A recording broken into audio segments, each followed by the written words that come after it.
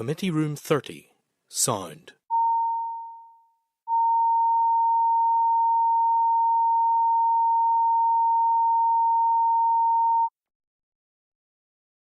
Committee Room 30, sound.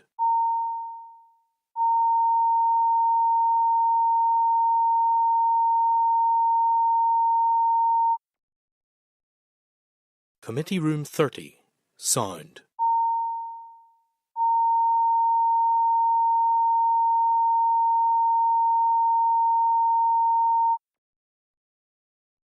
Committee Room 30, sound.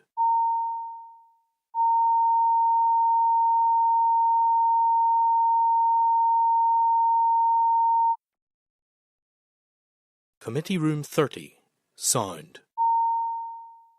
sound.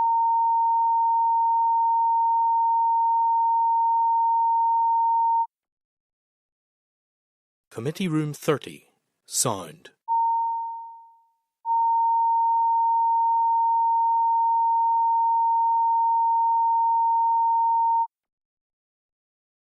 Committee Room 30, sound.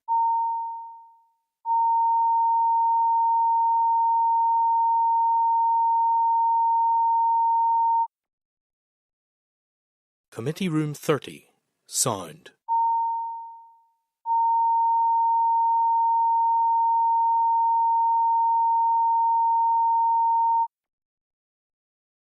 Committee Room 30, sound.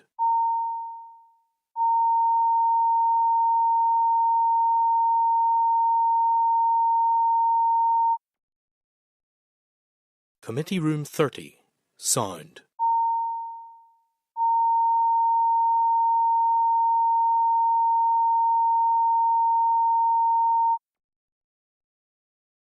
Committee Room 30, sound.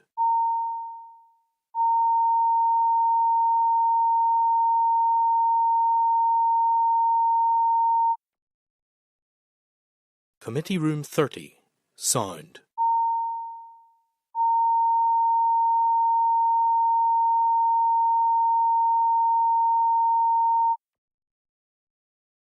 Committee Room 30, sound.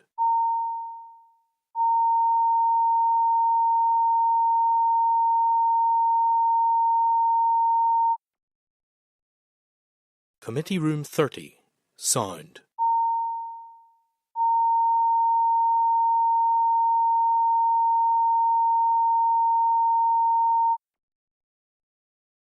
Committee Room 30, sound.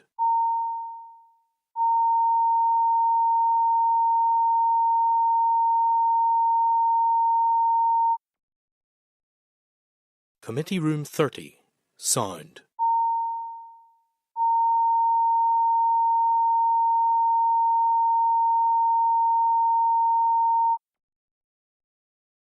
Committee Room 30, sound.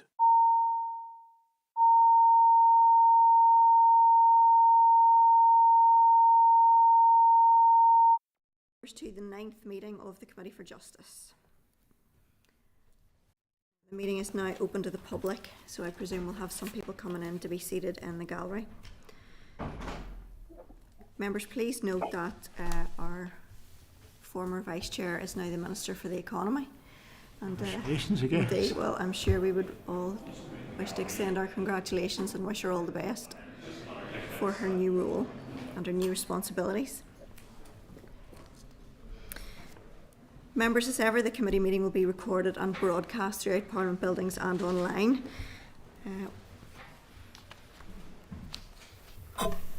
And as you can see, we have Justin McNulty and Alex Easton attending the meeting remotely. For those who are joining us in the public gallery, you're all welcome to use your mobile devices as long as they're in airplane mode and muted. You can all connect to the Assembly Wi-Fi, and password details are available in the gallery rules. Just a reminder, it's not permissible to take photographs or record any of the meeting, although why you would ever want to is beyond me. Members, it's proposed that the oral evidence session on the executive programme on organised crime and the 3 oral evidence sessions on the LCMs will be recorded by Hansard. Are you content? Great. Lovely, thank you. Also, we're obliged to declare any financial or other relevant interests which might reasonably be thought by others to influence our approach to the matter under consideration. Any members who have interest to declare in relation to today's business should do so now or when the particular matter arises in the meeting. Does anybody have any interest to declare at this stage? Could I declare that I have an immediate family member who works in the legal profession and also that I am a member of the political advisory group of the Tackling Paramilitarism programme? Thank you. We have apologies from Sinead Ennis and Morris Bradley and Ciara Ferguson, who is en route from a previous committee, so she's going to be a few moments late. Beyond that, I don't have any, and I think that's all 9 of us covered. Agenda item 2 is the draft minutes of the meeting held on the 25th of April, which are at pages 5 to 16 of your meeting pack. Are you content that the minutes are a true and accurate reflection of the proceedings held on that date? Yes, then I'll sign the minutes, thank you. There are no matters arising from us, I presume nobody else has any either. Thank you. So agenda item 4 is the executive programme on paramilitarism and organised crime. So I would refer you to pages 18 to 80 of your meeting pack for the relevant papers, and I would ask that the departmental officials then would come forward. Chair, just as you made your own declaration, I should do the same, although I've not attended any meetings of that group to date. Could everybody who's virtual go on mute, please, because we're hearing a feedback situation. Thank you. So, yes, Adele, please come forward. Thank you. So, I'd like to welcome Adele Brown, who's the Programme Director, and most of you will be familiar with Adele, Claire Hazelden, who's the research analyst, and Joanne Docherty from the Strategic Partnerships Manager who is the Strategic Partnerships Manager to the meeting. Ladies, thank you very much. You're all very welcome. We're looking forward to hearing what you have to say to us. So, as is usual, we will hand the meeting over to you for probably about 10 to 15 minutes, and then afterwards there'll be some questions. Is that all right? Thank you very much. It's great to have you with us. Go ahead. Thank you very much for having us here today. We're delighted to be here. We have provided you with some fairly lengthy briefing material. Apologies for that. It contains an outline of how we approach this work, and also a dossier of the projects that we are currently investing in. I thought it might be useful, just very briefly, because I'm conscious we'll want to give as much time to the committee as possible, just to pull out some points that might be relevant, and we'll try and keep this very, very brief. The first thing to say is that there continues to be a need to do this work, and we know that because we've now got a much better understanding of the extent and prevalence of paramilitary and linked harm in Northern Ireland. We know from research and data, something that we didn't know at the start of the programme, that up to 45% of young people are still affected by this. For adults, that's between 20 and 40%. It's also a very localised issue, so in some cases that can actually rise and almost double to about 80%. So this is a really localised and tractable issue that we need to continue to look at.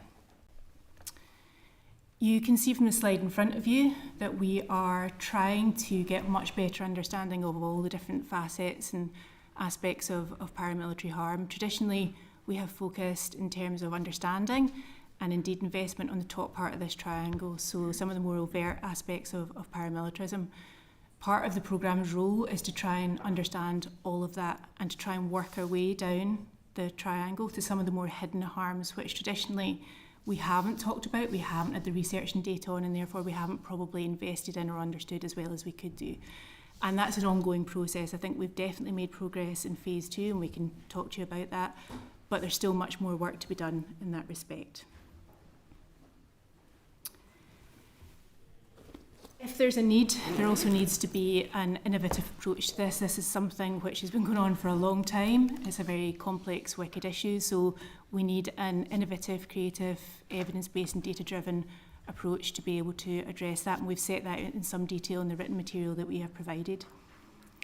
In terms of what the programme does, it invests currently in over 100 interventions, and they range very much from early years, in fact, from birth right the way through to old age, and at all the key intervention points there right the way through life, making sure that people are less vulnerable to exploitation by criminal and paramilitary groups. We've adopted a public health approach to violence reduction, and again that is detailed in the written material that you've got, and we're happy to talk in more detail about that as a session goes on.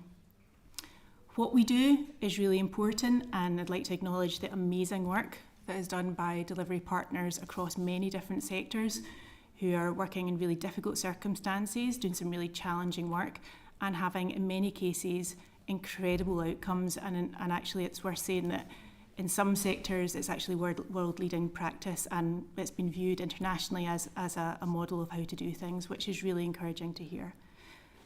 How we do things is also really important. So in front of you at the top right of the screen, you will see what we call our strategic enablers.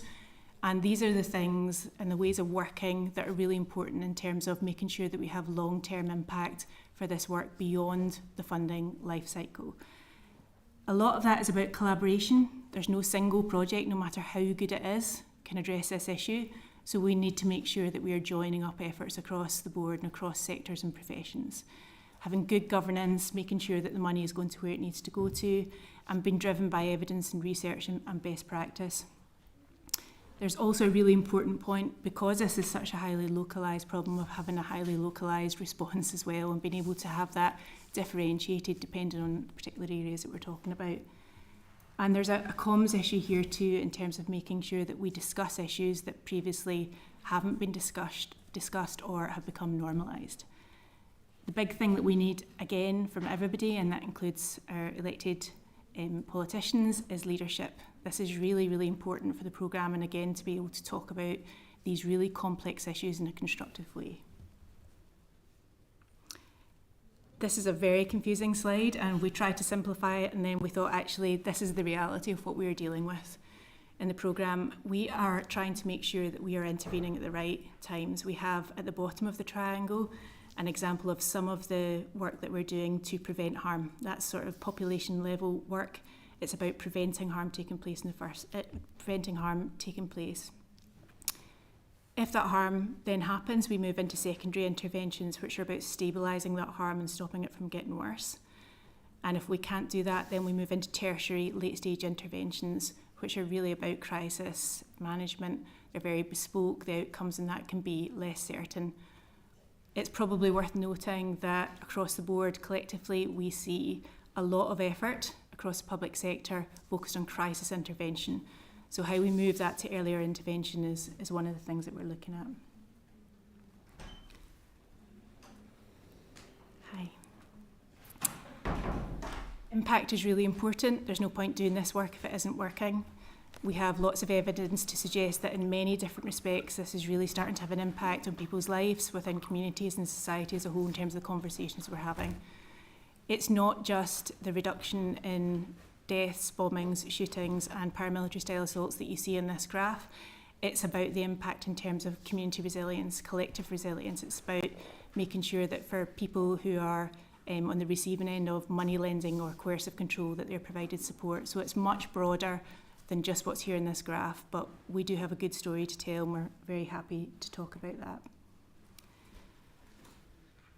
Sometimes the numbers are really important in terms of quantitative impact, but sometimes the quotes from people who have been affected by the programme are far more powerful. We've got both. We have that at project level, at programme level, and also at population level. And we're confident, as I said, in many of these projects that this has been, as the quotes suggest, life-changing for those participants.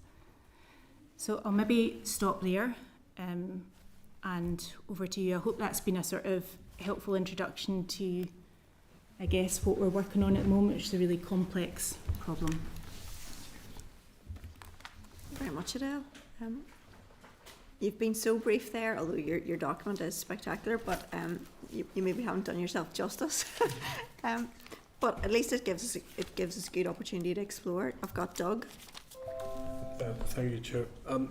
Adele, good. Thank you for that. And I know you've been working this for a long time, and I've been working as well. with this. Can I just ask, there's a couple of things that jump out of me, and these are long-term things and not just necessarily from the presentation you've given. First of all, we've talked an awful lot about the changing of the language that we're using in regards to this, and it's something I've driven an awful lot, and that's changing the language from paramilitaries to organised crime and criminality or child abuse, and getting away from giving them that flag of convenience. And even that term paramilitary style attack, I think, undermines what is actually happening. Has a discussion continued in regards to trying to change that language? Because I know we've raised it many times over the years. That's the first one. And if I can give you another one quickly, if I can. The second one is I'm looking at all of the organisations that you fund to deliver for you as well. I think I count 18 of them. And they deliver both soft and hard approaches. With Paramilitary Crime Task Force would be a pretty hard approach, whereas some of the other ones, community safety, might be far softer approaches. But that's 18 organisations. And I'm just wondering, how on earth do we coordinate all of this along with HMRC, UK Border Force, the NCA, and if necessary, MI5? What's the coordination, command and control elements to all of this, and the information, which must be vast, which comes your direction? Yeah, so we'll start with the language issue. I think we've made really quite significant progress on this issue. So it wasn't too long ago that punishment attack was the common terminology that's used. It's still used, but it's not commonly used. It moved from punishment attack into paramilitary style attack, and based on discussions with people who are working in the community who are dealing with this sort of violence all the time, we've managed to move that again into an area where we're talking about, if it's to do with young people, child abuse, grooming, we're talking about the impact in terms of the injuries, not just to the victim, to their peers, their community, their family, the impact on first responders and public services. So it's opened up into a much bigger discussion. I think the evidence would show, from our perspective, that many of the groups who continue to be prescribed have in many cases moved into organised criminality of the type that we would see in other major cities and other jurisdictions, whether it be Dublin or London or Manchester or Glasgow. So I think it's right in many cases to talk about organised criminality or criminality, where that involves young people, again, moving the language into safeguarding terminology is really, really important. I don't think there is a settled view yet on this. I think there are still those who believe that the use of the word paramilitary is important because it explains that there is something else in addition to that organised criminality that still lingers on, and the ability perhaps of groups to be able to, for instance, get people out on the streets or engage in some sort of activity that is beyond what would be seen in other organised groups. But we're definitely moving in the right direction, and I think what's good here is that we are having a discussion about this. That in itself is an important development. And I think it is. Adele, and in part I agree with you on this language issue, but there's a reality to this. That there's some people, and young people particularly, still have a romantic notion of what this is when they see a flag going up, when they see a mural being painted, quite jingoistic in its way. It actually can drive them towards this because we've given them this banner of paramilitary, as opposed to saying you're an organised drug gang. Because that's what they ultimately are. And then when we do all the hard work and put them into jail, they end up going into a separated prison regime where they're given the term brigadier and then come back out into the community afterwards to be lauded for what they've just done. And I think there's a real concern about that. And I do think that, if you look at this down south, they don't call the groups down south paramilitary groups. Okay, they name them the Kinahan Gang or whatever they call them. They call them something else. But it's very clear. Everybody knows that's a criminal, organised drug dealing gang. I don't think they get the sense that up here, particularly young people. And that's my concern. But I accept the point you make. I think we've been very keen in the programme and been led by the experts and our delivery partners to talk about safety, vulnerability, harm, because the other thing that we find with the word paramilitary is it can be quite off-putting.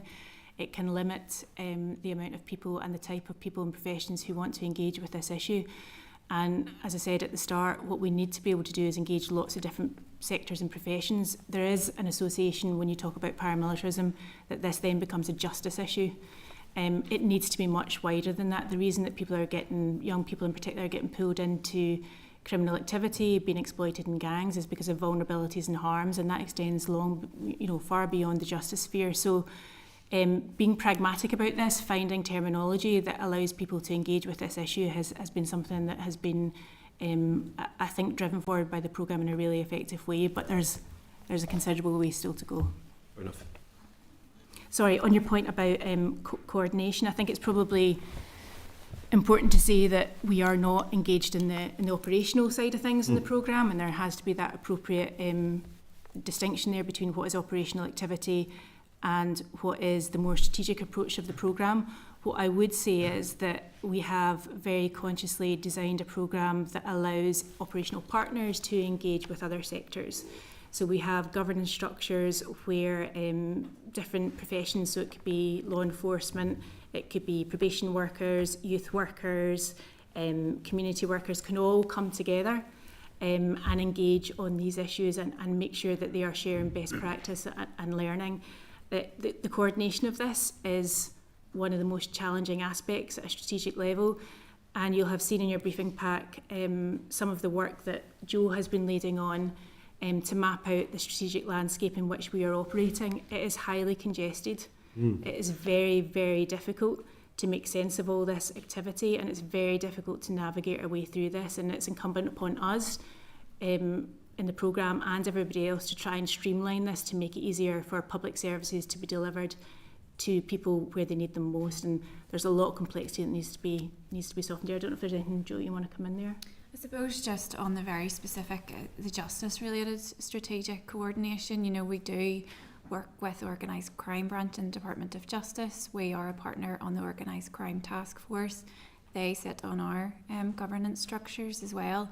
And a really important objective for both of us over the next year is to work together to understand what might be possible once this current phase of the programme comes to an end in March 2025, but also when the one-year addendum to the organised crime strategy comes to an end in 2025, also conscious that the policing plan sort of aligns with that too. So we are very conscious and actively trying to identify where we can better align and streamline, I think, is really important as well. And I can see the difficulties, that you have, and my concern is making sure, one, there's no replication, and secondly, that one isn't countering the other. So that's back to this hard and soft approach, where you have the Paramilitary Crime Task Force, who can be quite a blunt tool at times, and sometimes have to be quite a blunt tool at times. And how do they interact with the developing women in the community, so that they're not counteracting each other? And that's the concern. But I don't envy your task. So we have, I talked about the structures that allow different professions and different sectors to work together. We've tried to facilitate that. I think what's really heartening to see is that those relationships are starting to take place, and those connections are becoming more embedded outside the programme as well. And there is a lot of operational interaction. In fact, I would say operationally there's quite a slick operation. It's when we start to step back into the strategic and we start to get into all the different strategies and policies and different initiatives, which are all well-intentioned but are not necessarily coordinated. That's when it becomes more difficult. And again, that's something that we're keen to share the learning of, because we're one of the few programmes that's got that helicopter view across the executive and the public sector. So it's really important that we share so that other people can take up the responsibility of streamlining where they can. Thank you, Joe. So just to follow up on that point, Adele, that you're making about the very cluttered slide, that slide has really stuck with me in terms of how many strategies is there in Northern Ireland that are contributing to the tackling paramilitarism element, the extent to which there's duplication and therefore duplication of cost. It demonstrates immeasurably, I think, the extent of the silo working that there is, and how, and back to this business then of, moving from producing ships to producing strategies. Could you just elaborate a bit on that, about how many strategies there are that feed into one subject? Well, firstly, probably just to say that slide is imperfect. I think it's almost impossible for it to be perfect because there was no kind of one place to go that we could find, a single list of all the strategies that exist across the board. So we have identified about 70 at the minute, but every week I kind of come across a new one, so we could be updating that very regularly. So that is 70 that exist currently and on which there is action underway. And as was said before, various departments and agencies and particularly conscious of voluntary and community sector partners who are having to report back on different measures to different strategic leads for essentially work that furthers the same aim. So the kind of wasted resource in that is quite shocking as well. Sorry, what was the second part of your question? I think you've pretty much covered it, I suppose. What I'm concerned about is, has that information been currently we have people highly engaged in developing a programme for government. Yeah. Have the principles there that there's not, first of all, there's not one place you can go to get a list of the strategies that exist in Northern Ireland, and secondly, the extent of the duplication and the numbers. I mean, in terms of an outcomes-based approach, that's horrendous because it's just a mess. So it really does need to be simplified. Has that been fed up the chain? Yes, it has, and the first sort of stopping off point was our sponsor group. So our sponsor group is a group of senior officials, both within the executive and agencies that we invest in, and others who've got relevant interest in this, chaired by the head of the civil service. And that was the first place to say, this is some of the learning. Those sponsors will go off to their individual departments or agencies armed with that information and able to do that. And in addition to that, we've been working very closely with the Programme for Government team and others to help them understand and share this learning. And it's learning about the strategies. It's also learning in terms of the evidence that we're getting back on why this continues to be a problem and what other departments can do about it, because there is a limit to what the programme can do.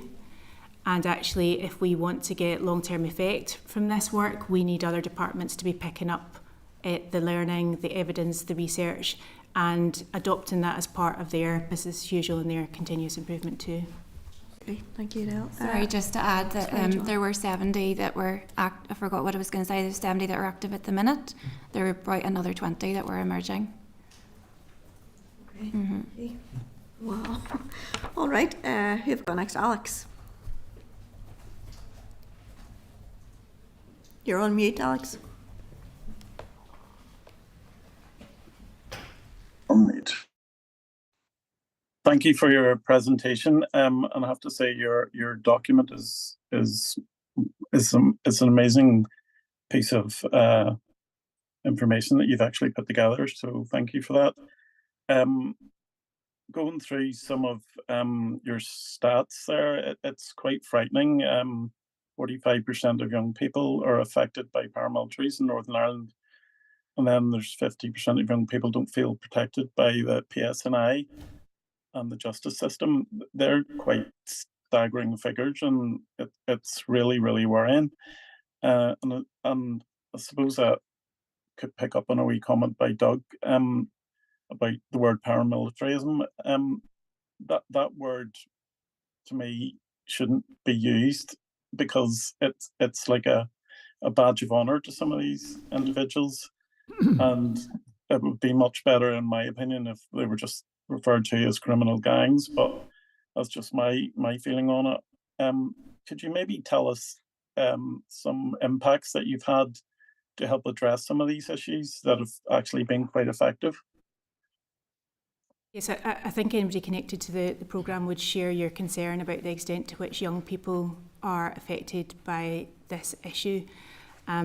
Just to give you some other stats which are particularly concerning, more than 9 out of 10 of the young people on our programme are experiencing complex trauma when they enter it.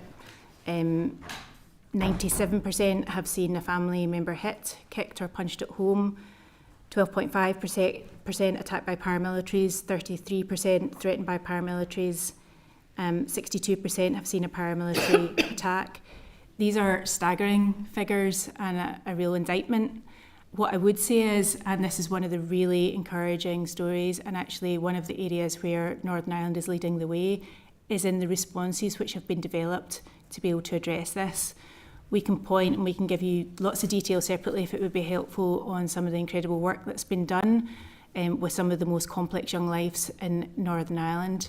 Just to give you one indication of how effective that has been, we saw intent to engage in violence on the part of young people at the start of a programme sitting at 43%. By the end of the programme, that had dropped to 3%. Now, that's just one statistic. We could talk about reduction in trauma. We could talk about all sorts of different indicators which show that this work is really effective. We could talk about the amount of people, for instance, through a hospital navigator project that have been supported in 2 sites over the past year. I think it's around about 1,600, as well as many of their peers and other people who potentially might have got pulled into this. So there's a really strong story, both in qualitative and quantitative terms, to be able to tell about what is happening to young people. It's not just Education Authority and community and voluntary sector youth work. It's some of our community organisations, it's probation, it's social work, it's health officials. This is a real team endeavour across the board, and I genuinely think this is one of the areas where we're making real progress. Now, we might not see the longer term impact in that in terms of figures or outcomes until much later, but we are starting to see on a very individual level and a programme level some real success stories. I don't know if colleagues want to come in with some more statistics or if there's anything helpful even on mental health or trauma. Yeah, I mean, I can speak to that a little bit. Adele gave you a flavour of some of the kind of really difficult information that we get through from the people in some of our programmes. Even at kind of population level, the youth wellbeing study that was carried out a few years ago across Northern Ireland, some analysis from that showed that for young people who'd been threatened by paramilitaries, they were 3 times more likely to have a mood or anxiety disorder, 9 times more likely to screen for post-traumatic stress, 5.5 times more likely to self-harm, and 7 times more likely to have suicide ideation or to attempt suicide. So when we think about the figures of the young people on our programmes, 12, 13% kind of consistently reporting that they've been threatened by paramilitaries, the impact on that, not just to the individual, to their friends, to their families, to their communities, is really, really staggering. As Adele said, we can't always do everything, but we're really committed to understanding what does actually work and why it actually works too.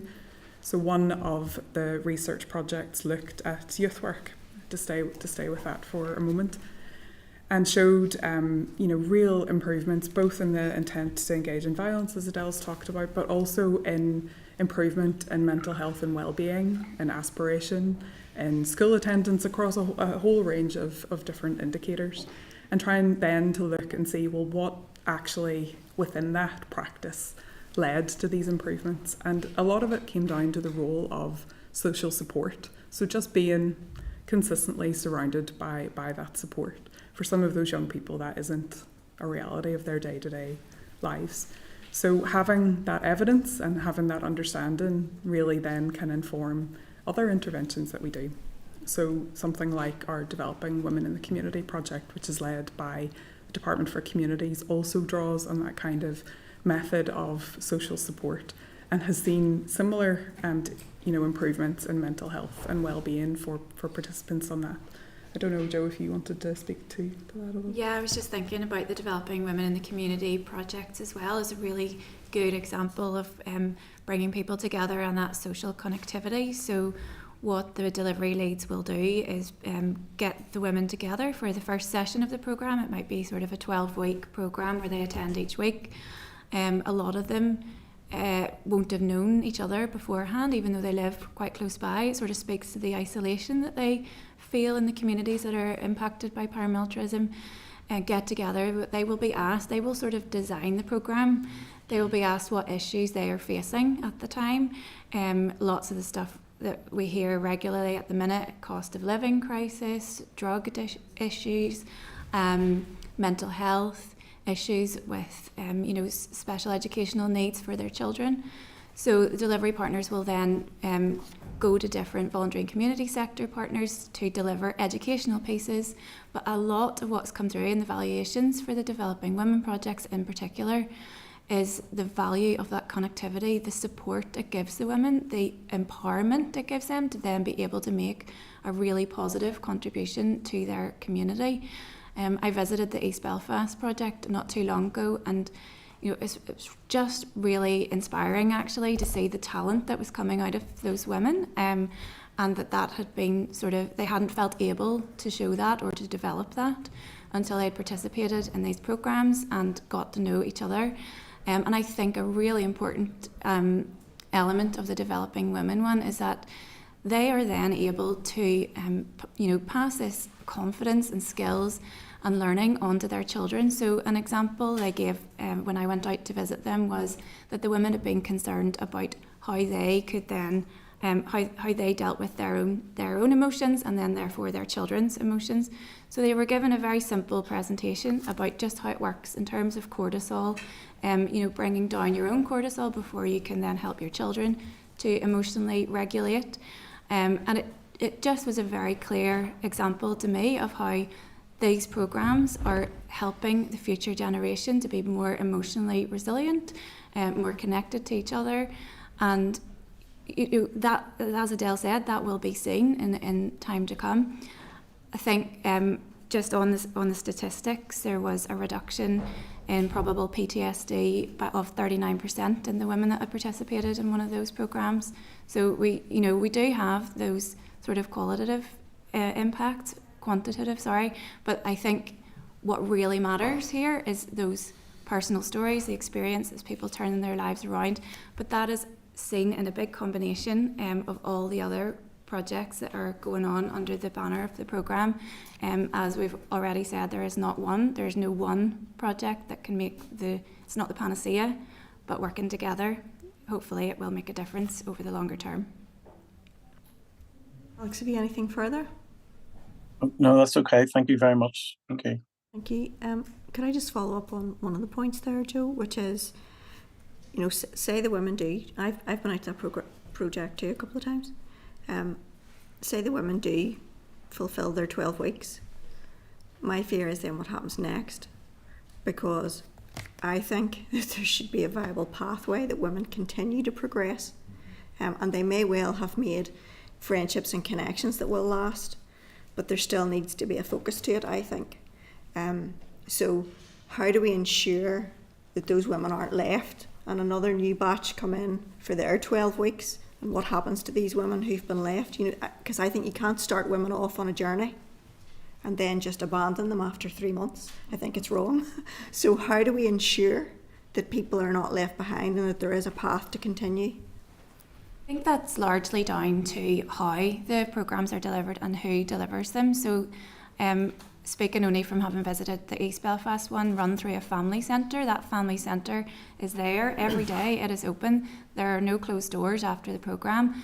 The cohort of women that I visited had taken on a very significant project in terms of improving the green space around the family centre, making a sort of sensory garden for them to be able to go to with their children, noting all the benefits of green space on mental health and the fact that a lot of them don't have any garden or anywhere else like that to go. So when you run it through a centre like that, you're going to have the connection throughout. I don't know if you want to say anything else about the other women's projects. Rathcoole, good example. Yeah, there's a number of different women's projects, and actually the challenge has been almost kind of holding back in terms of making sure that whatever is done is manageable, because I think in many cases there are groups that are really keen to take this forward themselves, and actually you're right, it's what sort of support can we provide them. I think you're struck on a bigger problem at a programme level. How do we make sure that there's continued impact from this work beyond the funding life cycle? And that's very much about saying from the outset, this work will need to continue. It may not necessarily continue being funded by the programme, but where's the best fit for it to be funded by, or where's the best fit for that to happen? So if we can identify alternative funding sources or alternative means in which that work can be supported, that can be sustained over the longer term, that becomes a really critical part of our work. And actually, as we approach the end of our funding cycle, that is absolutely vital that we do that. We must make sure that successful work isn't lost, and that we don't march people up the hill and then say, actually, at the end of this, there's nothing else. So it's something that's at the forefront of all delivery partners' minds, and certainly from a programme perspective for us too. I guess one of my questions off the list for later on then. That's good. Stuart? Thank you everybody for that so far. Going back to the question which the chair asked earlier on, or made comment on earlier on, about that raft of strategies that are out there. If we had a programme for government, would that help in terms of both quantifying what's out there and ending that sort of, I suppose the criticism isn't the word silo, but those columns that rub along beside each other but don't actually mix with each other? Who would take the lead in respect of delivering, of looking at all of those programmes, looking at what delivers, looking where there's duplication, and actually making a decision to do something about them all? What decision-making powers do you have to say, that's a great idea, but it's being duplicated, or that's not such a great idea because the evidence shows that it hasn't worked very well, but because another department's doing it, it's ours and you're not getting it and we think it's brilliant. So how are we going to get to the point of refining all of this together to move forward? I mean, I agree with your the evolving analysis of moving away from paramilitary to crime, organised crime, and all of that. So that's one aspect, is about just how you take all of those well-intentioned strategies and refine them down, and who's ultimately going to make the decision maker, and what is the decision-making vehicle that will deliver that. Would it be, could it be, and should it be a programme for government that says, this is on our agenda, all of you are going to have to cooperate and deliver that, and we're going to be looking for the outcomes for that as time progresses.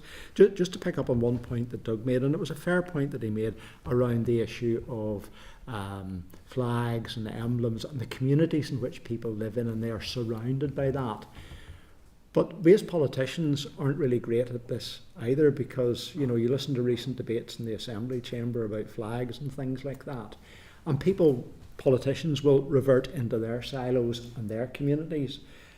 We need to be stepping up as well and saying that these things are wrong, and we need to be supporting those groups and organisations that are working to change and modify communities, that are trying to work to take away those paramilitary murals on the walls. If that's what you see at your bus stop going to school every day, that's what's going to influence you. That's going to be what you maybe want to join, as opposed to looking at the wider context of life.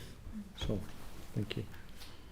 So if we maybe start with your final point, I think the frontline delivery workers who are doing some really hard graft in really challenging circumstances, I'm sure would appreciate political support on all of those issues, because it would make their life considerably easier. I don't underestimate the challenges for that, and that again is for elected representatives to work through. I don't know if we'd want to say much more than that.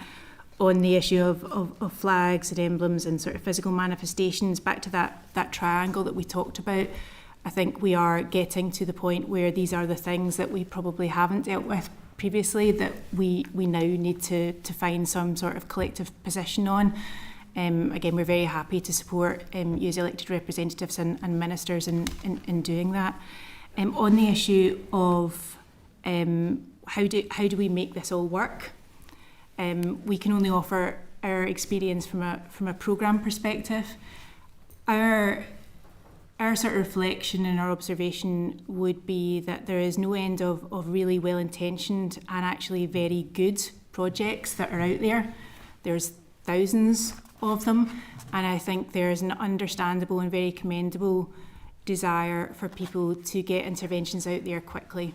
I think collectively as a system, what we often don't get the time, space or support to do is to spend time understanding the problem and the context within which we are working, and identifying and taking the time to understand what our shared outcomes are. So it's all very well one department having a series of really good outcomes and another department equally so. How does that link? And actually that's where the programme for government and certainly our delivery partners, we were actually having a workshop on this yesterday, we're emphatic. There needs to be shared outcomes. Our starting point isn't the projects, however good they are. Our starting point should be the shared outcomes, and then we work back to see what investment in what particular profile, in what particular projects, in what particular quantities, types, methodologies are needed.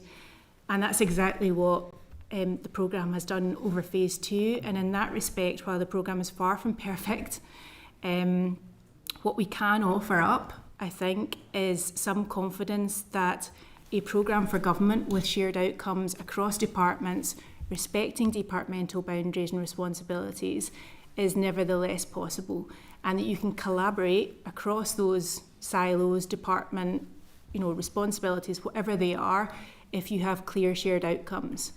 What you need to support that is collective data and evidence, and that evidence and information, back to the point Mr. Beattie made, is about how do you take that information, how do you interrogate it, how do you share that and make sure that that's useful for everybody. So I think it's possible. I think it takes our experience again of the programme is it's really very hard work. It requires, it's very easy to say collaboration, it's really very difficult to do it, but it can be done.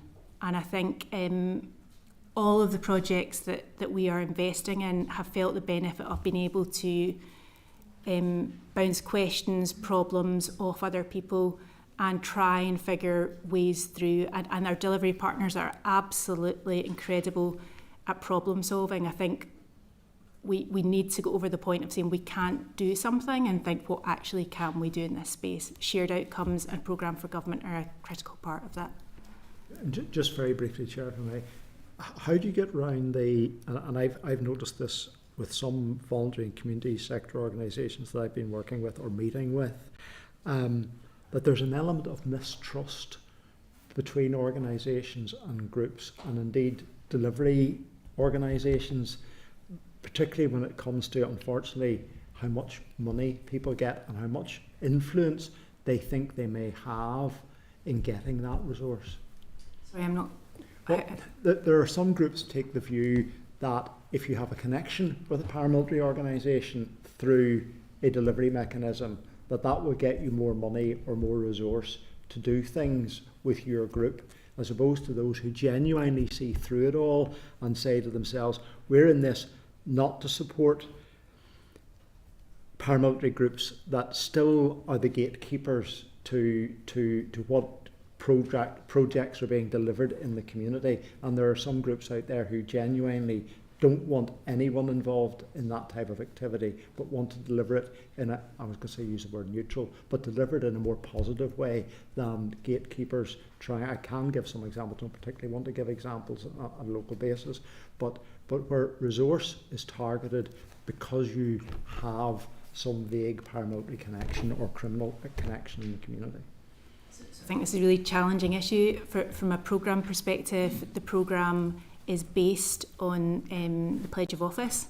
Mm-hmm. The programme is about actively challenging paramilitarism. If we find any projects who are not adhering to those values and that value base, that is something that we will look into for specific projects in particular parts of the programme which are based within communities.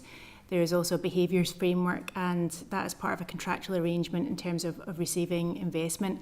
I know the Minister has been very keen and on record as discussing the possibility of whether that behaviours framework or some version of it could be rolled out more broadly in terms of grant making or procurement. Yeah. But we're still back to the point, we're all obliged to adhere to that pledge of office and to commit to addressing paramilitarism. I think it's a particular challenge. It's not one that we have necessarily got a single answer to. We did have this discussion some time ago now at the political advisory group, and I think with Assembly and executive ministers back, we'd be very happy to continue to do that and have a further discussion on that. Mm. Thanks, Stuart. Justin?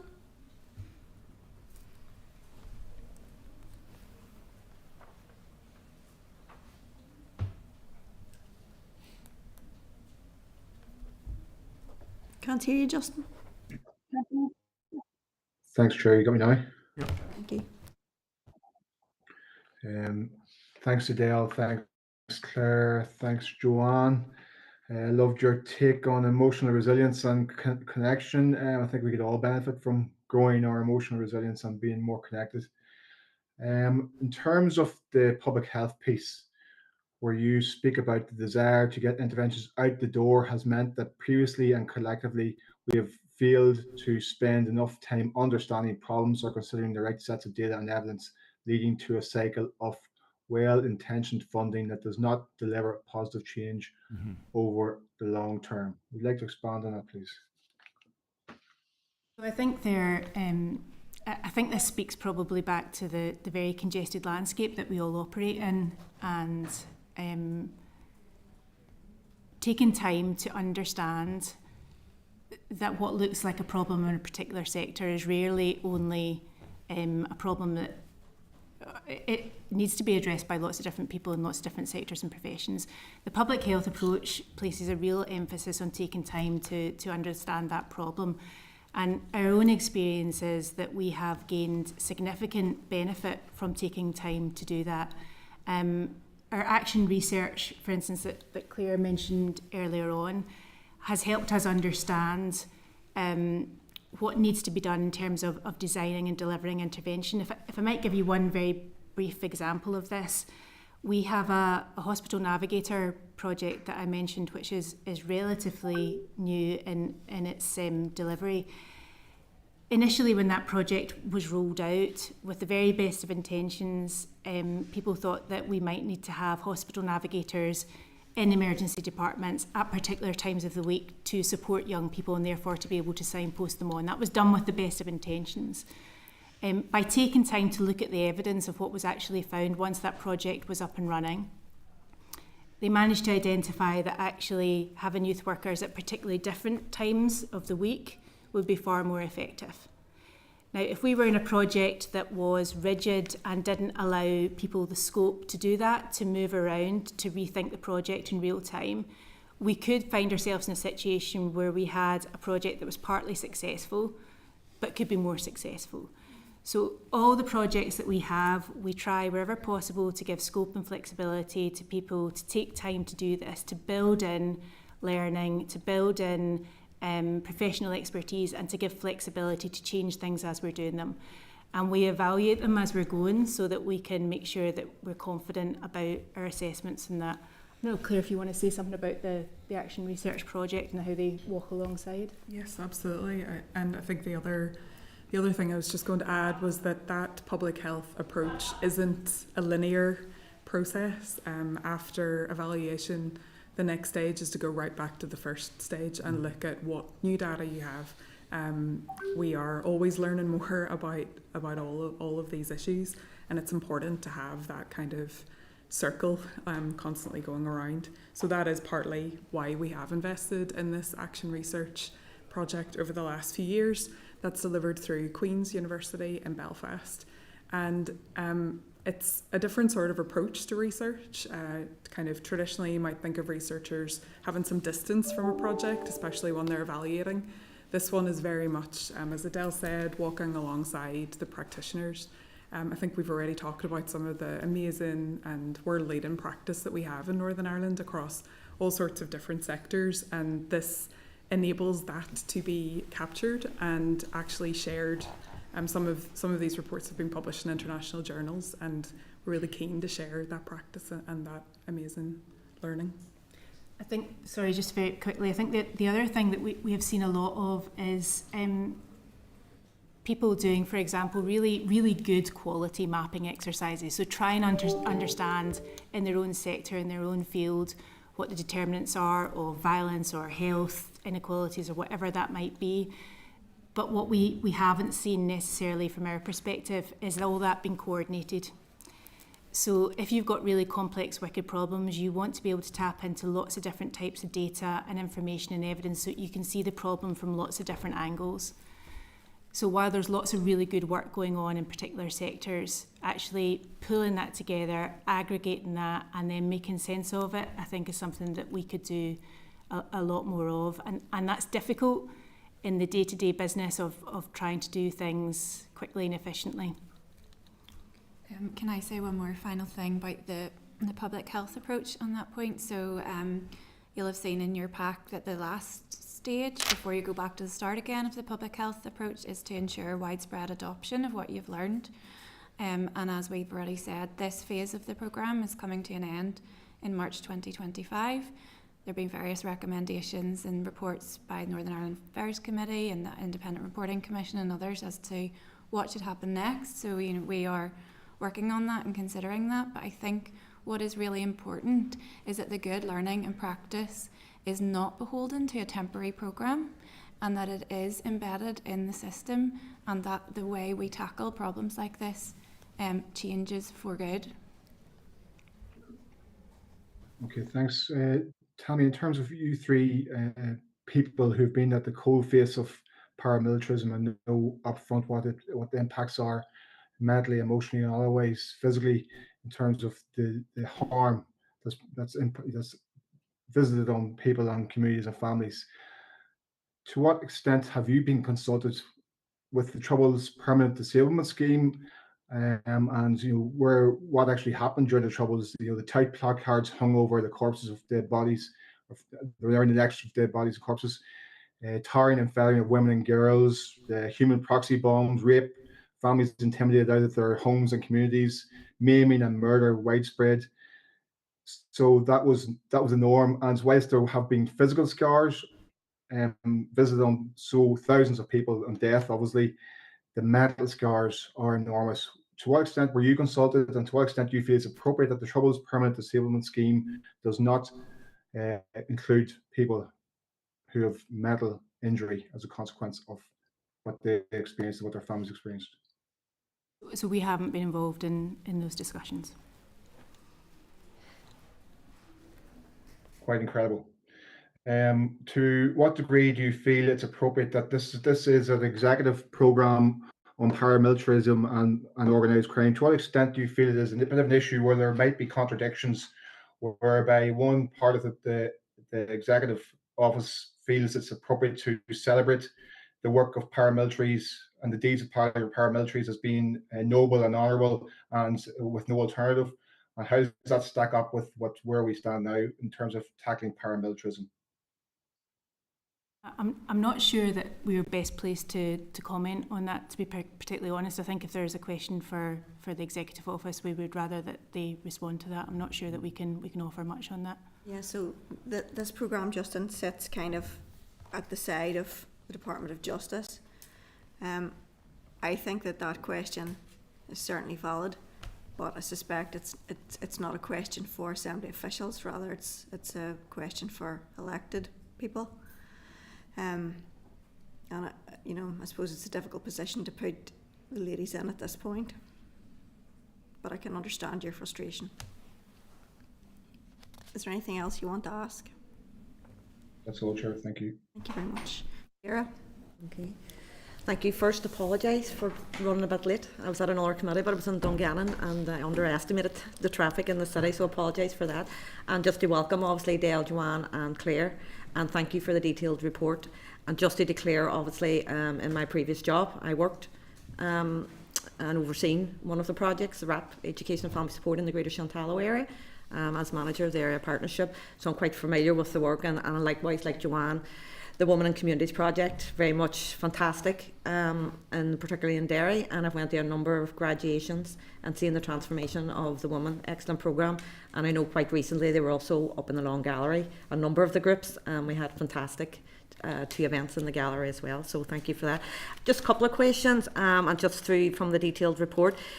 As we're well aware, obviously, one of the core principles was that twin track approach in relation to incorporating criminal justice response alongside a community empowerment, building community resilience approach. Have you any idea of what percentage of the respective spends on the programme on both of those approaches? And then likewise, and it's very much, and it's great to hear, Claire, the work that's done on the whole action research. And I'm conscious it's something that's always been weak in a lot of programmes, where it was at the tail end of every programme there was maybe to look at or invest in research, when it's so critical to actually, as part of the learning process. So the spend on research and obviously communications amongst the partners So that would probably be the first one. And then secondly, it was just page 30 of the report. A quote was, "Some projects or ideas will have reached the end of their natural lifespan, whilst others have demonstrated such value that they should be part of the mainstream provision." Is there a possibility you could elaborate just on that statement and reveal, maybe in your own opinion, what projects may have reached their lifespan and what projects have demonstrated value? And then obviously thirdly, and you have touched on it already, and I'm well aware it's a huge project. Like you have 100 projects ongoing with numerous partners, which is proper order because it is a partnership approach. No one project or no one organisation can deliver on this. So just in relation to, is there any structured basis in relation to how you engage with grassroots? Because it is critical, because it's the lived experience. That's how we all learn. It's through that lived experience we learn what the needs are and then how a support package could be put in place. So it's just in relation to the level of engagement at grassroots level and how that's fed up through the programme. So thank you. Yeah, we'll try and work through them. So twin track, should we start there? Yeah. So I think we've moved on actually from the twin track. I think the public health approach allows us to do something that is a bit more integrated. I think the problem with the twin track approach, although it's lovely and beautiful as a concept and simple and easy to understand, is that actually it still has this idea that there are two parallel streams of activity, but what we know is that actually this is a really integrated issue, and therefore our response needs to be integrated. So the public health approach that we have adopted has got three linked areas. The first bundle of activity is about keeping people safe, so projects that actually put pressure on perpetrators of criminal activity, but also support their victims as well. Then we have a cluster of projects that are looking to increase protective factors for people who are vulnerable to criminal exploitation. And then we have another bundle of projects which are focused on increasing community resilience. And all three of those are very much linked together. So I think we've made good progress on that, and I think that's something that we'll want to continue to refine over time. Was there some specific, on the twin track one in case? It was just more the balance, obviously, with regards to the organised crime and that whole early intervention resilience piece.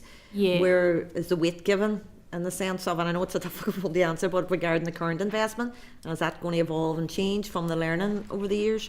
So the investment should reflect the evidence and data and in terms of what working. So in terms of the split at the moment between the community and voluntary sector and statutory in terms of investment, 9.3 million goes into the community and voluntary sector, 7.6 goes into the statutory sector. So we are very keen to make sure that we are drawing upon people who have got amazing expertise within communities and who can help design and deliver interventions that are effective, and that both the community and voluntary sector and statutory sector can work very closely together across those sort of three very linked areas.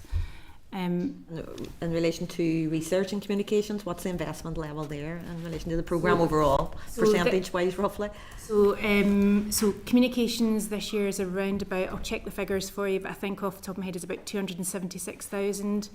Research includes a number of different things. We can get the exact figures to you, but I think probably our action research project, our ACEs prevalence study, so we're currently undertaking an ACEs prevalence study to look at the prevalence of adverse childhood experiences in the adult population.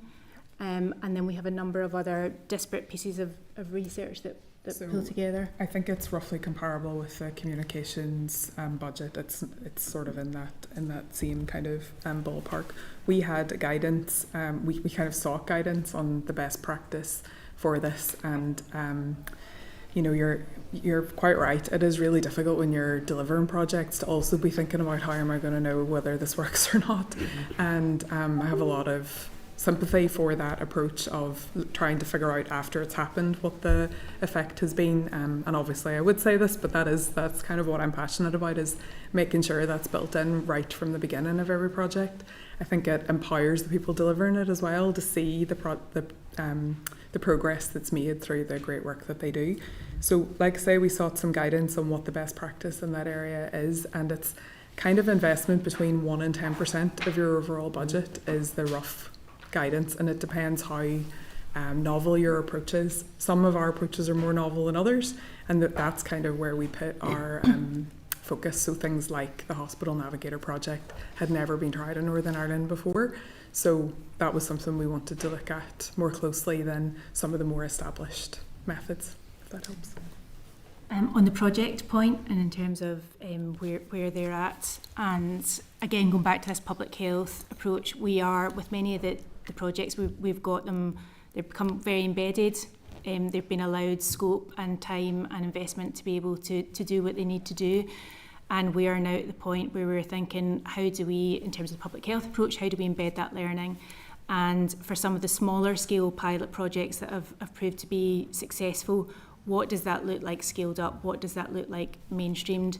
We're currently going through the evidence, and data and research, and trying to pull all that together, which I have to say is kind of a Herculean task for, we've got about 40% of the team here today in front of you. So taking information from 100 projects and analysing it, I'm looking at Claire here because she does a lot of the heavy lifting on this, is something that we're trying to do quickly and efficiently, but it is a big task when you start to aggregate all this data. We have been actually looking at whether there are different ways of doing this, including sort of AI solutions that might be innovative in terms of looking at the data and allowing us to get through this in more detail more quickly.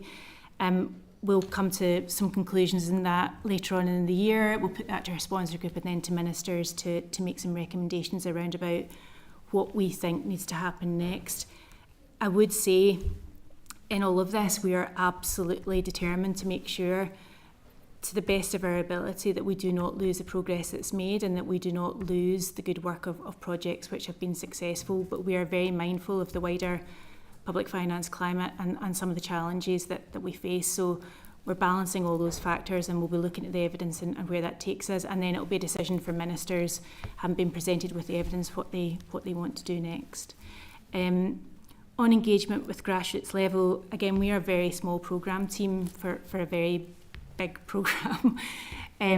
We all make a point to go out and visit and engage with projects as often as we can. Quite frankly, we can read all the research and data in the world. There's nothing like going out and seeing it for ourselves. That's a very small part of it. I think what's really important is that our project delivery leads are in the community. They are the community.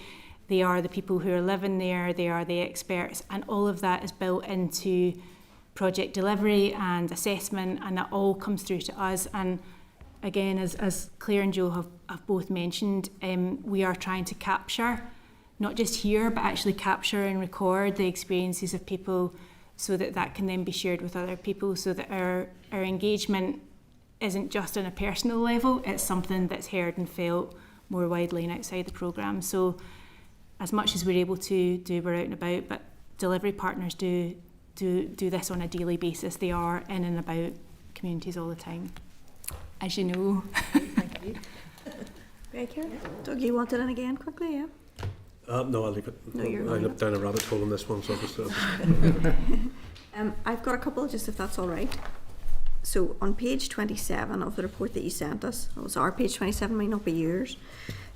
It refers to cooperation in data and intelligence sharing has been challenging, and more needs to be done to find effective methods to share data. And you touched on that in the course of your answers to some of the others. I suppose, what are you finding in that field? You know, are people willing, but the systems aren't there, or what's actually happening? Because it's something that we're hearing across the board, you know, that the systems would speak to each other. So yeah, I think that's the challenge. I don't think there's any lack of willingness on the part of anyone that we work with to share data, but I do think there is there is a challenge in doing that across different sectors and professions, and we need to find ways to get much better at that.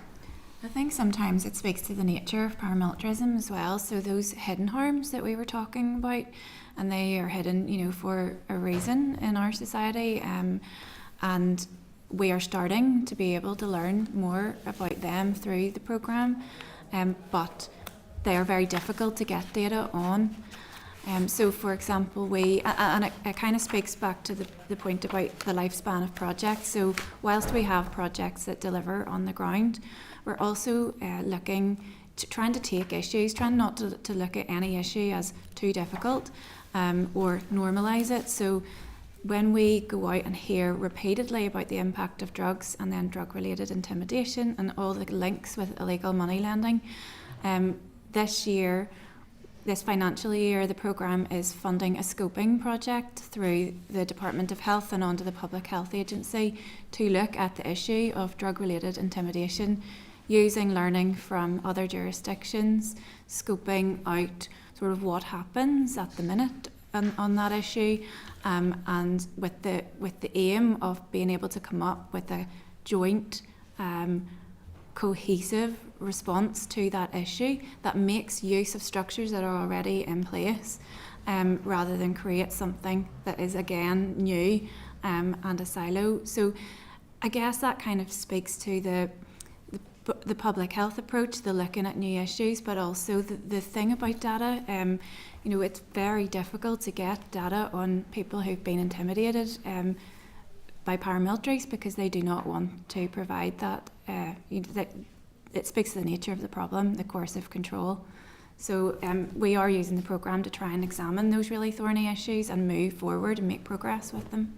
I think there's a challenge here in that some of the data is hidden in plain sight. So this is back to the point about terminology.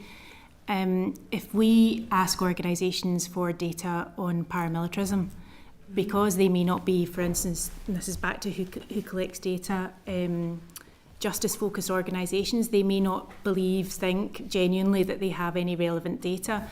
But actually, by asking that question in a slightly different form, what information do you have on intimidation, on vulnerability, on addiction issues, on mental health, then we start to get a much richer picture. I think the challenge then, if we can get that, and once we have got that, is what we then do with it and how we interrogate that effectively. And that's back to an issue that is much bigger than the programme, and how we use big data, how the public sector uses data to inform policy and make sure that the policy is genuinely rooted in a deep understanding of the problem. And I'm not sure that, again, collectively, this is not blaming anybody, I'm not sure collectively we've got the capability to deal with that yet, but that's where we need to go.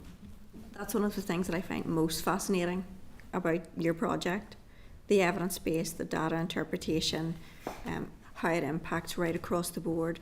That's the kind of work I think that is magnificent, and it's great to see that you guys are were leaders in some of this work, and including the trauma-informed practice. It's kind of a shame that it's the position that our country is in, but nevertheless, commend all of you for taking it forward and being world leaders in those fields. Just a couple of more things.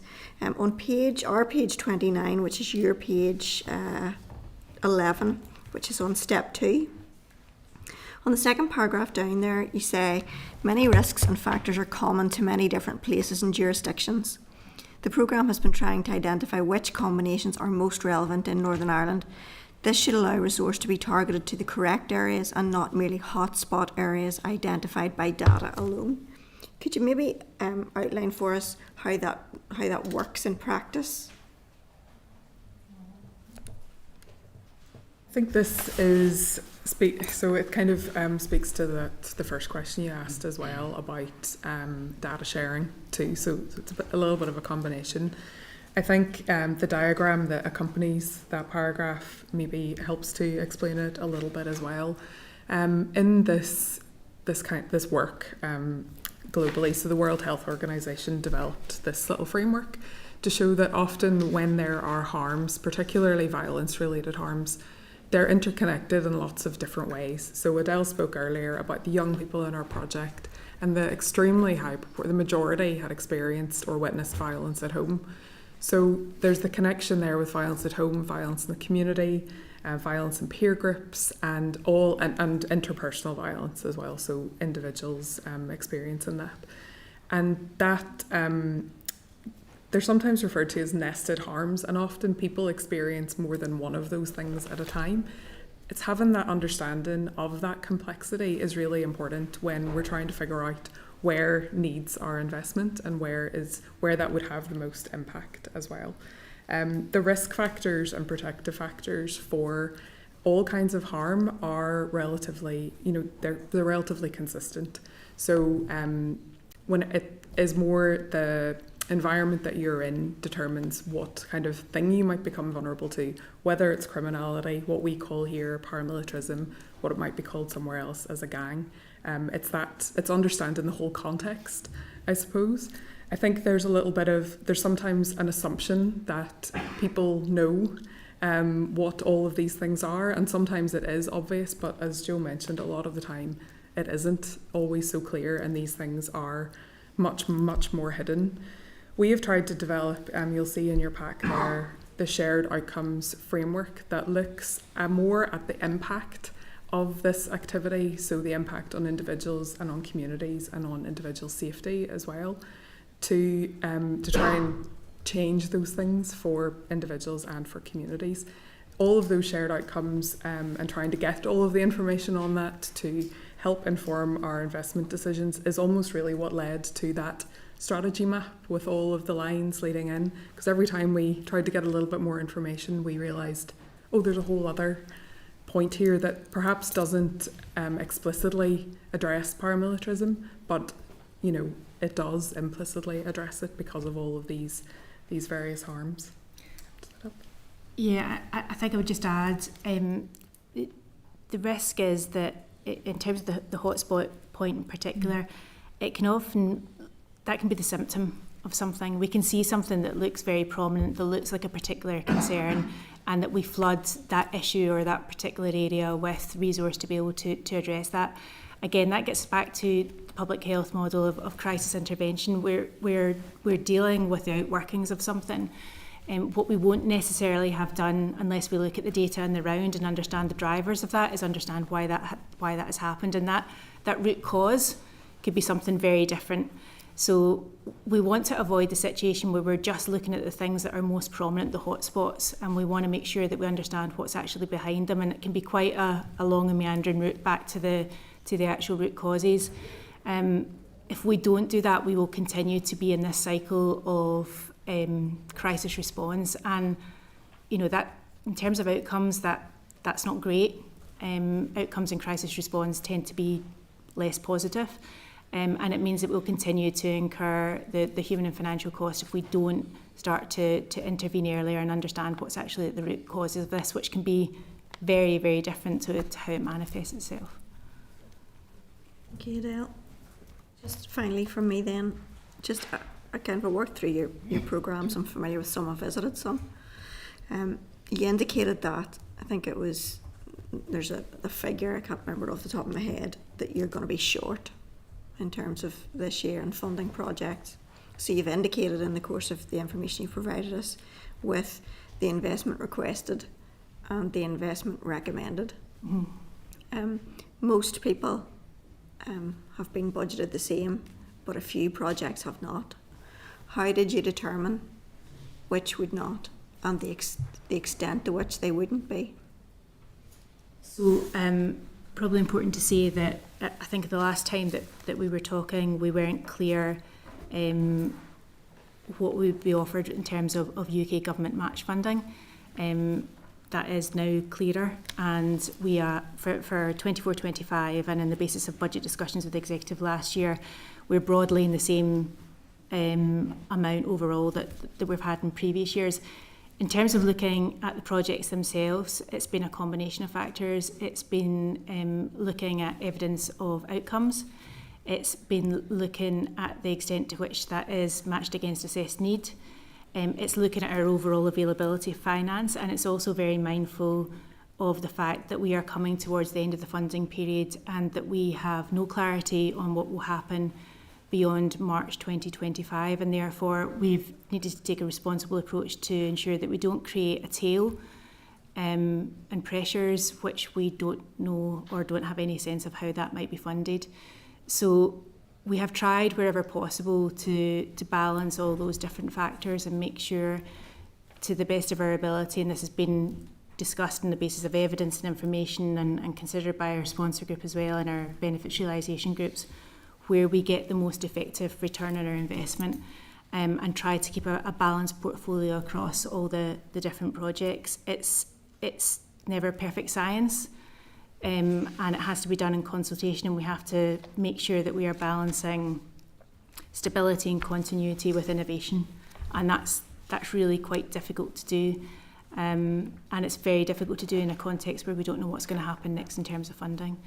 But that's broadly been our approach, to try and take a balanced approach so that we have innovation, continuity, but not creating a tail that would actually create pressures on departments further down the line.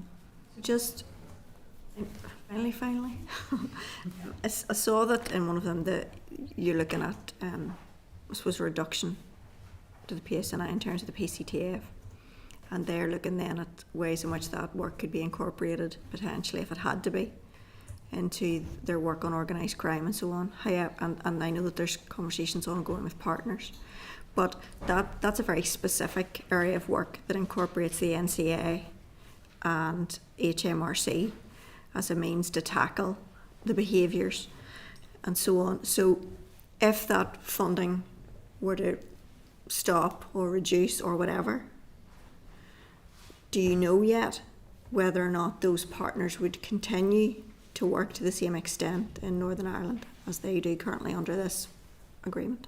So that's what we're working through at the moment. We haven't got any definitive answers on that, and I think it's a significant concern to all of us that we would lose any of the capability in this area, and indeed in other parts of the programme as well, when we can demonstrate considerable success. I think it's worth noting that the PCTF has had a really positive impact with those three agencies working together in communities, and that's something that we hear pretty consistently when we're engaging with people. So we're certainly very keen to make the case for continued activity in this area, but it will really be dependent upon wider decisions around about funding for the programme. But as I say, we're really, really keen to make sure that we have conversations about what is possible regardless of the funding outcomes. There's lots of different ways that activity, and as I say, we were having a conversation with our partners about this yesterday, in terms of capturing learning, in terms of capturing policy and processes that can be adopted without financial support. I'm not saying that's the answer, and I think at all costs we want to avoid a cliff edge in terms of funding in March 2025. That would be devastating for those people who need support. It would be devastating, I think, for the organisations who have placed their trust in the programme. And I think it would be devastating longer term for the impact of dealing with this problem. But we are where we are, and we'll need to wait and see what funding is awarded to the programme in due course. Just very, very briefly to follow up on that particular comment, do you believe that would also embolden those that you've been trying to work to reduce their influence if they realised the programme was coming to an end? I think anybody who's engaged in exploitation is probably much more agile than us as a collective in engaging in that exploitation and making the most of opportunities, and we've seen that quite consistently, whether it's of late COVID or a cost of living crisis. So I think if supports are removed, if vulnerability increases as a result of that, I'm pretty confident that would lead to a change. And we've had some really impressive successes. Paramilitary style assaults are down, intimidations are down, protective factors are increased, I think, for around about, I'm not sure how many thousands we've got. We're in the tens of thousands now, yeah. So these are all people, communities, families that need that support. Whether that comes from the programme or somewhere else is a matter for ministers, but fundamentally the work itself, the need that I pointed to at the very start of the presentation, hasn't gone away. And just to comment on the Paramilitary Crime Task Force itself, I was reading some of their more recent reporting just before coming here, and was really taken by the effectiveness of having those three agencies working together on this issue. We know about the seizures of drugs and weapons and all of that, but some of the points that really struck me, the value of freezing orders obtained in the last 3 months alone, £41,000. The value of recovery orders granted, £40,000.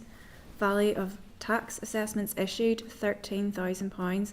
And the loss of revenue prevented through HMRC was nearly £23 million in the last 3 months alone. That is really having an impact. And as we've said repeatedly, that progress can't be lost, that capability, that working together, whether it's done through this programme, the similar structure, that is a matter for others.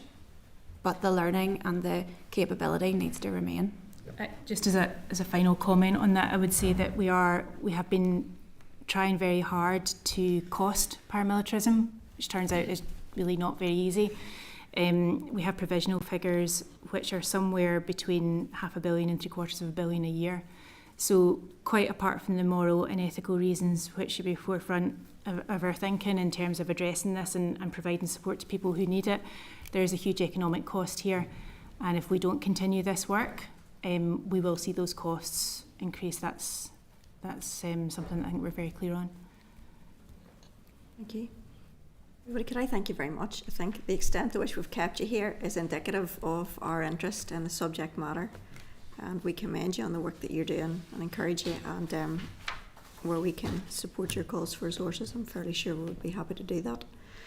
So thank you and keep up the good work. Thank you very much. Thank you.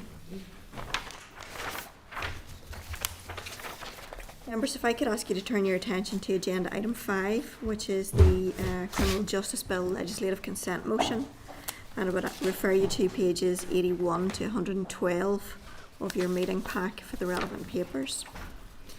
We have departmental officials with us to provide oral evidence on the proposed second LCM for the Criminal Justice Bill.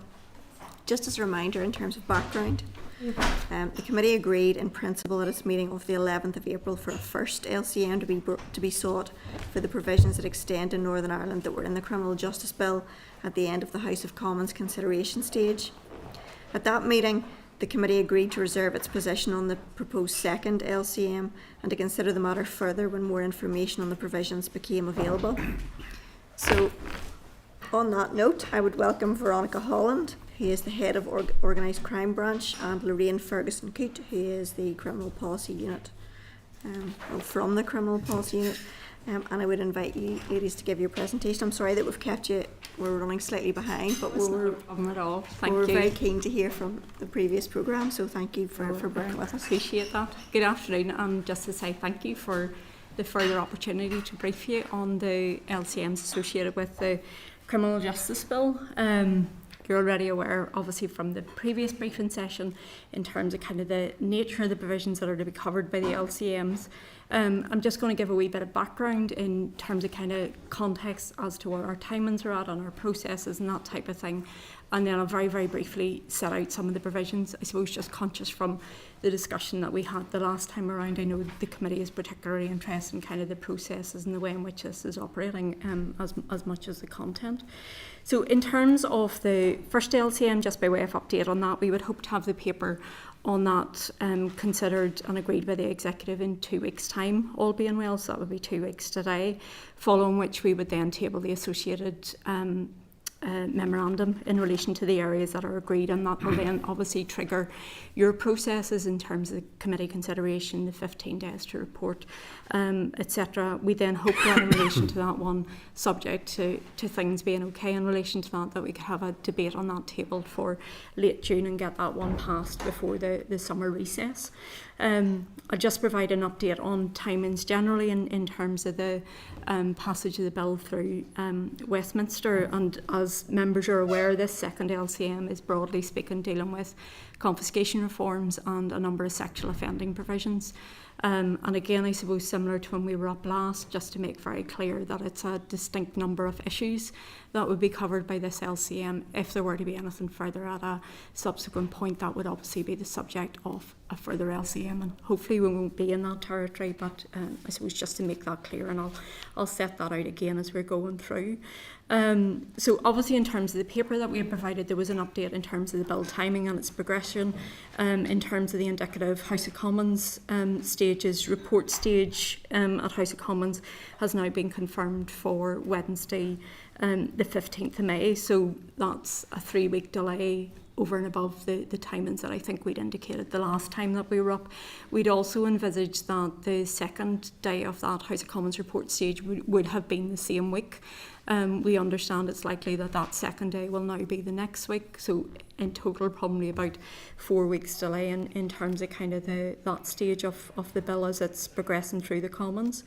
As I noted the last time, just I suppose to flag that that's likely to increase pressure in terms of the time frame for the passage of the second LCM.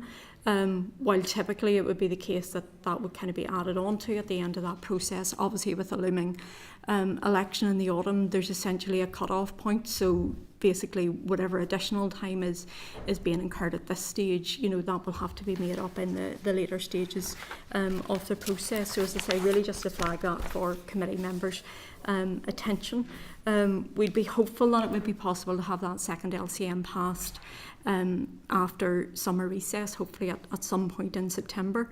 I suppose the difficulty is at the moment that we're not entirely clear on firmer dates for the subsequent stages of the debate through the Commons and Lords, but we'll hopefully get that shortly, and I will obviously advise further on that as need be in terms of any impact that there may be for consideration later in the year. As I've noted already, just I suppose really to reassure members in terms of the content of this second LCM, the Minister obviously is very conscious and appreciates from the last session that there are concerns in terms of late stage amendments, things being added in, it not being clear in terms of what the Assembly is being asked to agree. So as I say, very much the case that in terms of the first LCM, there's the 6 issues that we had looked at the last time. For this LCM, there's the 4 areas, and if there were to be anything further in relation to that, as I say, that would be subject of a further and third LCM, which we would come back to you on. As I say, hopefully we won't be in that territory, but I suppose just to make that clear in terms of what it is being dealt with in relation to that. It would be our intention to lay, in terms of the second memorandum, we're hoping that those amendments will be tabled at some point in June. We'll seek executive agreement in relation to those and then table that second memorandum for consideration by the committee and a subsequent debate in relation to that. It would be our intention to lay that second memorandum once the amendments have been tabled. Obviously for a first memorandum, that's normally done when the amendments are made and agreed by the House of Commons or House of Lords, whichever stage is appropriate in relation to that. Because we're into second LCM territory, it's possible to table that memorandum once the amendments have been tabled rather than agreed, and the purpose of that, I suppose, really would just be to try and ensure that the committee has as much time to consider those provisions as possible. If we were to wait until the amendments have been agreed by the House of Lords, it's probably about a month later, and obviously that's eaten into the time that we will have available in relation to that. But as I say, standing orders do provide for us to do that. There is also a provision that would enable us to bring forward that second memorandum before the amendments have been tabled, so when they're known about, which isn't something that we would be keen to do. We're keen to ensure that those amendments are, that there is a printed text in relation to those, and those have been tabled in the House. I suppose the other thing that we just wanted to flag in terms of the second memorandum is that obviously the Minister would be very keen, and the committee obviously will be very keen in terms of ensuring that there is adequate time to consider that second memorandum, to be able to report on that to the House before a debate is held in relation to that.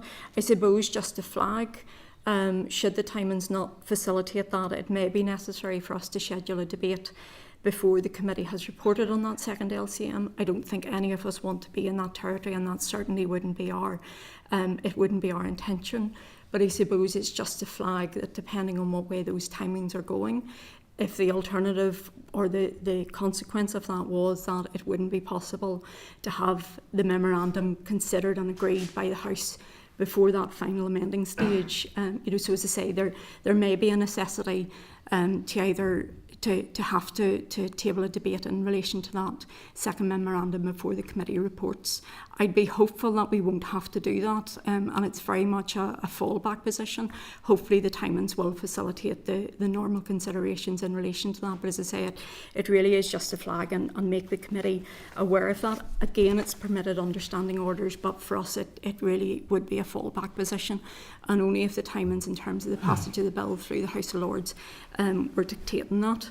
I know the committee has a busy schedule this afternoon, so have obviously given an overview in terms of where we're at with the timings of the various bits and pieces. I'm just going to very briefly set out what the 4 areas are that this LCM is dealing with, and obviously Lorraine and I are more than happy to answer any questions that you may have in relation to this. So as we said at the outset, there are 4 areas. The first one is dealing with confiscation reforms, so that's really building on confiscation reforms under Proceeds of Crime Act that are already in place. The other 3 areas are dealing with sexual offending. So in terms of the confiscation reforms that are being brought forward, these are really intended to further improve the powers that are used to strip convicted criminals of their proceeds of crime.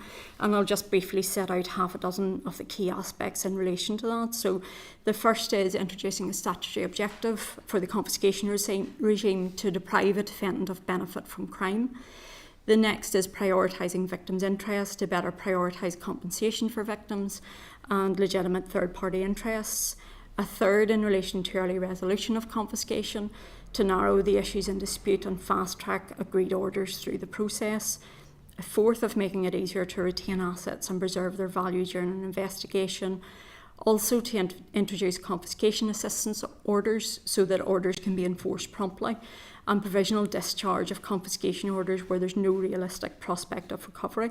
So the measures are very much, as I say, about building on the systems and processes that are already in place in relation to proceeds of crime, confiscation orders, etc., building on legislation that's been in place from 2002, and I suppose really trying to improve, streamline and make more effective that confiscation process and getting criminal assets, being able to seize and deal with those. The second area, which is potentially dealing with 3 aspects around the sexual offending provisions. The first key area relates to amendment of the registered sex offender notification requirements, which is commonly referred to as the sex offender register. And in terms of that area, this will require registered child sex offenders to notify police before entering specified premises where children are present. It will also allow the police to proactively review the need for indefinite notification requirements after the minimum notification term has elapsed. It will enable applications for warrants to be made to search a registered sex offender's home address to be made by an officer of a lower rank than at present, so that's changing current processes. It will enable police to authorise registered sex offenders to give notifications virtually rather than in person. Again, that will be in certain circumstances.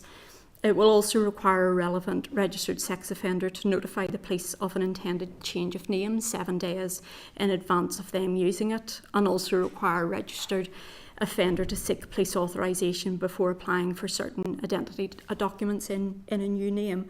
So that's some of the key elements of the registered sex offender notification requirements. The second area then, again dealing with sexual offending, relates to the creation of a new offence of making a sexually explicit deep fake image of an adult without consent. The committee will be interested to know the protections for children are already captured in existing legislation, so that's why there's the focus on adults in terms of that measure. Key features will be that the image could be mistaken for a real image of the person depicted, and it will have to show something that is sexually explicit. It will also have to have specific intent elements to avoid overcriminalisation. And then the third area relates to the extension of the scope of the current possession of a paedophile manual offence. And while final decisions have still to be reached by the UK government on this, if it was to be brought forward by them, we're keen to see that extended to Northern Ireland. And that provision would bring artificial intelligence, AI-generated images within the scope of the current offence. So that's a quick run through in terms of kind of where we're at with timings, the two memorandums, the process involved in relation to that with the bill going through Parliament, and a very brief overview in terms of kind of the 4 areas that are to be included within this LCM. Lorraine and I are obviously happy to take any queries, or if there's anything that you would like further explanation in relation to. Thank you very much. Okay, anybody questions? Just one very brief question. Bearing in mind that the Westminster timetable, setting aside the prospect of a general election, the Westminster timetable is different from ours in the sense that they will run on in late into July. Yeah. What have you sort of factored that into the considerations? Yeah, and no, very much appreciate, and I think that's something that we touched on the last time in terms of obviously our recess. As you say, we will go into recess in early July. As you know, Parliament will go on into late summer. Also in the autumn, they will typically, while we will start about the same time, my understanding is that their plenary will start a week earlier than ours. So yes, there's all of those kind of issues, increase the complications, and I suppose the time pressures associated with the passage of the LCMs, in that, as you say, they are still continuing while we have stopped. Yeah. As I say, I would be hopeful that we could get the first memorandum passed by the summer, and I'd like to think subject to the necessary approvals, and I suppose more firmed up timing in terms of when those amendments are tabled, that we could get the second one passed after summer recess. But as I say, there is that possibility, and as I say, it was really to flag with committee. It's not a position that we would want to be in, but we may end up in a position where it isn't possible to afford the committee that full 15 days to consider that second memorandum and report on it. But as I say, for us, that is very much a fallback position, but very conscious, as you say, in terms of those slightly different timeframes for the two jurisdictions. I suppose once again it's always raising them concerns of not being able to scrutinise, now dates have been sent back, and then likewise what amendments may come forward by a private MP or from the House of Lords or whatever. So it's really it's quite difficult. I suppose a couple of questions. I suppose, and obviously in the report as well, particularly in relation to potential human rights and equality impact. Implications of extending these provisions here, what work's been done, will there be any equality screening on that? I suppose that's one thing. And then likewise, the financial implications of extending these provisions here, what's the discussions here? It's fine and dandy legislating and following through, but it's the financial implications of them as well. There's no point following through and then they can't be implemented either, and we've legislation that's lying for years that's never implemented either. So no. That's probably 2 areas. It'd be useful to have further information on. To run through those various queries. In terms of the further amendments, and again, the Minister is very conscious of the discussion that there has been previously in the committee in relation to this. I suppose to make clear that both LCMs, as they are at the moment and as are being presented and will be taken forward, the first has those 6 distinct areas. The second one has 4 distinct areas. The possibility that that fourth one, may or may not happen depending on decisions with the UK government. But if there were to be further things, and we're not aware of anything at this point in terms of further things being proposed for consideration for extension to Northern Ireland, but if there were to be anything further in relation to that, that will have to be the subject of a further separate LCM, so a third LCM, on which obviously we would need to be coming back to the committee and the executive on. At this stage, we're not envisaging that there will be anything. I suppose, to be fair, you don't know what the position may be, but certainly in terms of the LCMs that we're bringing forward at this point, what we want to make very clear to the committee is that it is on those 6 areas for the first one that have already been agreed, and for this one, the 4 areas that we've just outlined. If there's anything additional that isn't, related to that, that would be a further new additional LCM that obviously we would come back to you on. But hoping that we're not in that position. In terms of the queries around the equality human rights consideration, we've undertaken an equality screening. We've also looked at the human rights aspects generally, but also given the previous committee query, particularly in relation to the Article 2 Windsor framework aspects. So we've had advice back from DSO in relation to that. We're content that it's compliant in terms of that Article 2 Windsor framework. And we've also looked at and considered human rights issues more generally in relation to the provisions that are in the bill. We've also taken account of the assessments that have been undertaken by Home Office and Ministry of Justice in relation to that, and we're also seeking views from the Human Rights Commission in terms of some of the provisions in the bill, and also engaging with the Attorney General's Office in relation to some of the provisions as well. Generally speaking, we are content from a departmental perspective that the provisions within the bill are human rights compliant. As I say, we've undertaken the equality screening and that's been screened out, so a fuller impact assessment hasn't been undertaken, but we have considered both of those aspects, as well as, I say, the Article 2 Windsor framework aspects as part of those deliberations. And then in terms of the financial aspects, our sense at this stage is that there shouldn't be significant financial implications associated with the provisions that are being brought forward. And in terms of the confiscation reforms, if those changes are brought forward, which kind of improve, strengthen, streamline that system, we should see additional monies potentially coming through that route, from additional seizures that are made as a result of some of the powers that are being introduced. And just to say, with the registered sex offenders, for example, the notification requirements already built on an established framework in terms of the sex offender register, and some of the amendments being made will improve the efficiency of those. So virtual notification, for example, will save police time, as will the proactive review of the indefinite notification for those offenders that are, they don't have to make an application, so that will help out. The paedophile manual amendment we hope to be minor, and it will simply extend the scope of the definition to bring AI images within the scope of that offence, so it's already an established offence.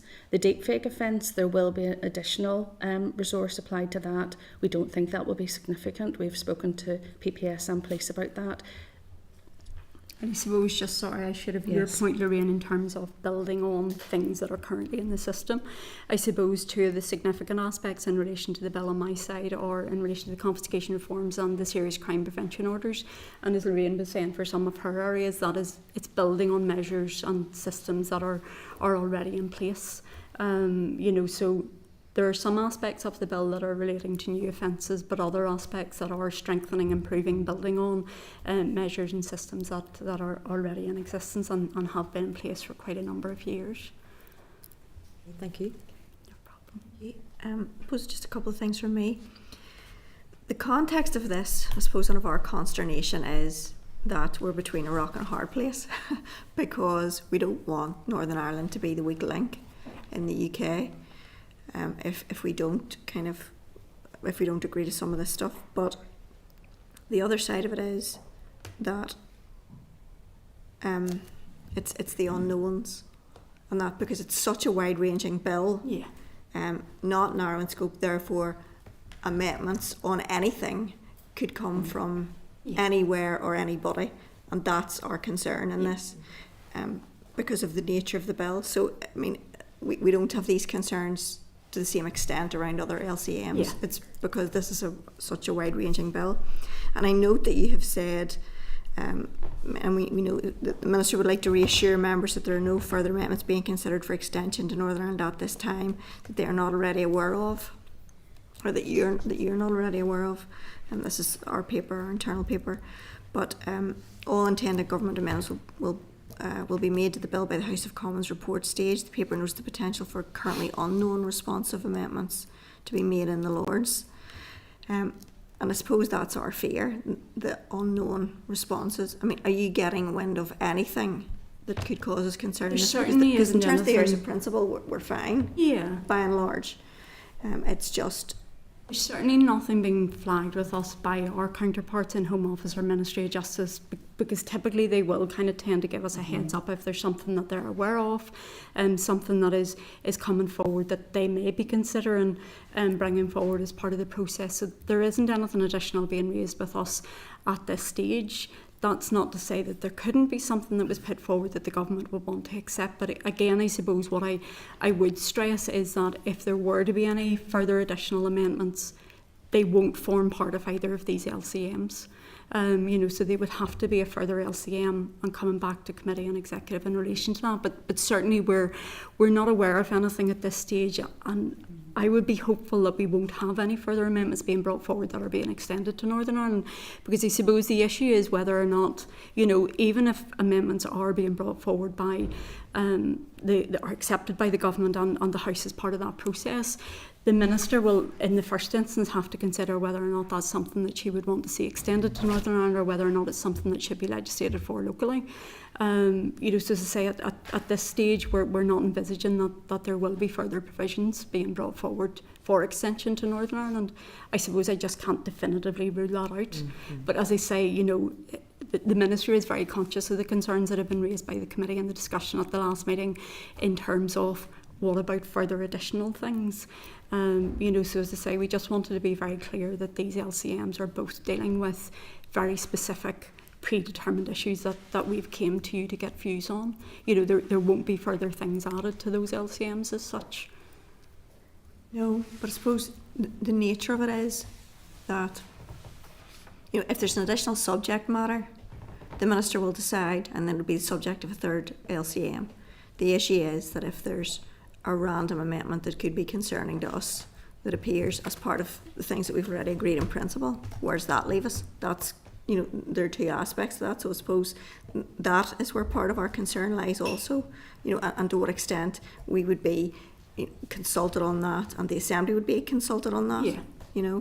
And I think certainly if there were anything further in those, because I suppose by the nature of the LCM, it's kind of the heading in the legislation that's used for that. If there were to be anything new and material being added, we would be coming back. And again, as I say, it is very much the things that have already been flagged to the committee will be covered by these LCMs. If there were to be something, I think from what you're saying, Chair, if there were to be something additional in those areas, it's not that would just simply be slipped controversial, Veronica. If there's something in there that could be divisive here, which may not be divisive somewhere else, to what extent will our views be sought? That's our fear in this, and kind of given the carte blanche on what is a criminal justice bill, which is massive. So that's where we're coming from. Just a couple of other points then.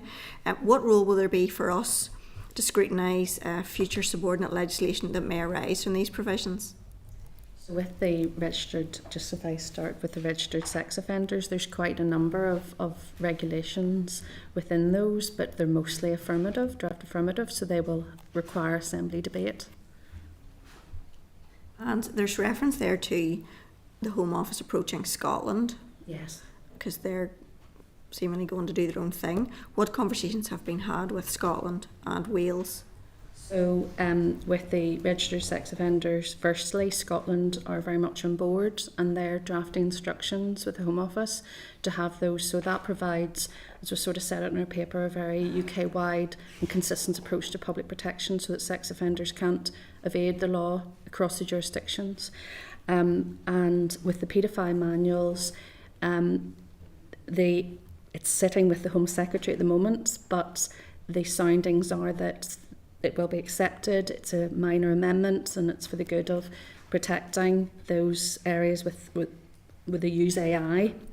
And then the deep fakes, again, we've soundings from officials there that the Cabinet Minister is on board with this, but it just needs Cabinet, as we have executive support. Well, they need the clearance there from their Cabinet, but they're on board as well. So we will be in sync with the rest of the UK in the sexual offending sphere.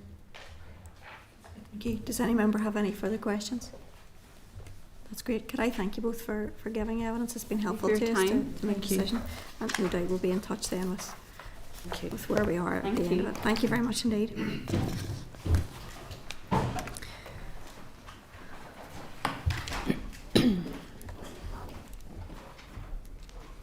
Okay, members, I'm going to ask now that we note the further update on the indicative timings for the Criminal Justice Bill and the 4 areas that would be covered by a second LCM. Members can tend to note.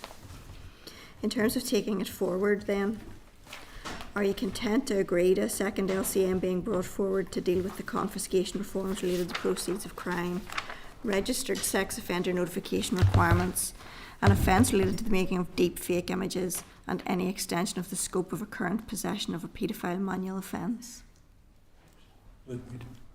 See, on the deep fake, it says while the details of the new provision is not yet finalised, so it's hard to take it forward if it's not finalised. I wouldn't be comfortable taking it forward until it's finalised. I know it says it's likely to include, but I don't think And again, this is us back to the rock and the hard place, because if we don't, then we're in a weaker position than everywhere else. And this is, I suppose, what we're wrestling with here. Do we have any notion from them when that particular aspect might be finalised? I don't think so, Chair.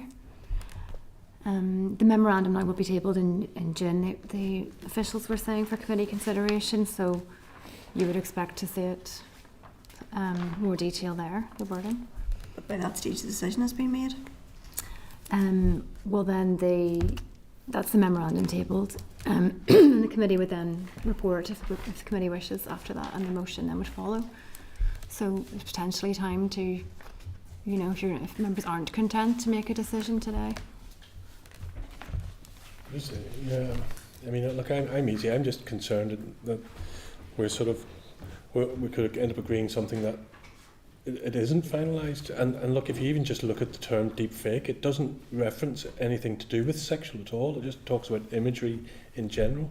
You know, so even the title of that doesn't really match what they're expressing. No, although within the pack, there is information with regard to what that is. So it's exposure, it's adults, it's exposure, it's engaging in sexual activity, it's exposure of but breasts, genitals and rectum. Is not fair enough. Yeah. Pages 90 to 91, there's a bit more detail. You'll see a bit more detail there if you look at page 90 to 91. So what are our options then? I mean, in terms of the time frames that we have available to us, do we have time to check with the department? It's a shame actually that they've gone, but do we have time to check with the department when they anticipate having more information about this particular aspect that Doug has raised? Have we got time for that? Could certainly go back and consider it with the department. You know, with the memorandum to be tabled in June, it's 9th of May, so it's tight, but if the committee isn't fully satisfied and you know, needs more information, certainly it could be sought. I mean, I just lay out my concerns, Chair. I mean, if the consensus in that we go ahead, then fine. Look, I'm not going to block that. I just think... But you're raising a valid point. I think the issue here is the thing to do to agree the other points and raise a query on that point. Could we just seek, and obviously they did substantially say that they did consult a lot regarding the Equality Commission and human rights, but I don't think there was a full report done. I don't see the word full in it, so just if we could get an update on that even prior to our next meeting, if we're going to, if there is another concern anyway, I would like to see something in writing in relation to the Equality Commission and human rights now. The usual response to this stuff is that because, I mean, is that there's usually no equality implications because the law applies equally across the board in that sense. So there aren't usually ramifications. Just to see it on a piece of paper. You know, there'll be... Right, so are you content to agree the points beyond the deep fake issue? And we'll raise a query around the time frame around the deep fake issue. That's right, Caroline. So sorry, Chair, just if the memorandum, we don't have before us yet, but if it contains numerous provisions and the committee is not content with one or more, consideration should be given to not supporting the legislative consent motion, and the committee cannot attach conditions to support. But at this stage the memorandum hasn't been laid. If the committee has concerns but decides on balance to support, you can set out your concerns in the committee's report as well. We're not at the memorandum stage yet, So, you know, certainly could go back and seek further information. And when the memorandum comes out, they will have cleared up that issue. You know, where the provisions of that deepfake will be known, because at the minute it just says that they're not. They're only surmising. You know, we understand the key features. That's not how we can scrutinise, but if they understand it. So then, right, on that basis then, there is one issue. I think on balance we are prepared to support, but we just want clarity. So it's in the department's interest and our interests to move this on fairly quickly, so that that there aren't any holes. So I presume that they'll be willing to do that, and they'll understand where we're coming from, and that once we've got some clarity around that, we're happy to move. Is that all right? Are members content with that approach? Yeah. All right, thank you. The other issue is the fallback position. Is the fallback position going to apply in circumstances where we're seeking clarity? That's where there would be the need to table the debate before the committee has had time to report. So that again is after the memorandum is laid, then that timescale would kick in. So that they were having to. So do you need a decision on this now? You could reserve your position on that one today. Yeah. I think we'll do that until we get further information, because that'll give us more by that stage. I mean, for every week that passes, we've got a clear indication of the time frames. So, all right, thank you. So, agenda item 6 is the Post Office Horizon System Offences Bill LCM, which is at pages 113 to 132 of your packs. Departmental officials again are in attendance for oral evidence to be presented to us on this proposed LCM. Members, the background to this is the bill was introduced in the House of Commons on the 13th of March 2024, and it would automatically quash convictions for specified offences of dishonesty, including false accounting, fraud and theft, alleged to have been committed while the Horizon system was in use. Convictions covered by the bill would be quashed on the day that the legislation is brought into operation. So with that, I would ask Maura and Claire to come forward, please. Thank you.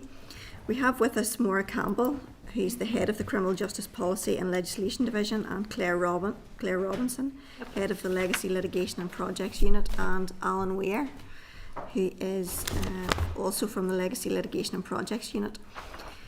So everybody, thank you very much for your forbearance. Quite a hefty agenda today. I'll hand over to you guys, and then no doubt there'll be questions for you all. Thank you very much. Thanks very much, Chair, and good afternoon. And it's clear, yes, you have a busy agenda this afternoon, so we're very grateful to you for giving us the opportunity to brief you on the Post Office Horizon System Offences Bill and the request our Minister has received from the Minister of State for Enterprise, Markets and Small Business, Kevin Hollenrick MP, for an LCM. As you say, Chair, the bill will have the effect of quashing convictions for certain offences while the Horizon system was in use by the Post Office, and it also makes provision for the deletion of cautions for such offences. And as you said as well, the bill was introduced on the 13th of March, but at that time its territorial extent was restricted to England and Wales. But following further engagement at ministerial level, it was announced on the 22nd of April that the UK government had decided the bill's provisions should be extended to Northern Ireland.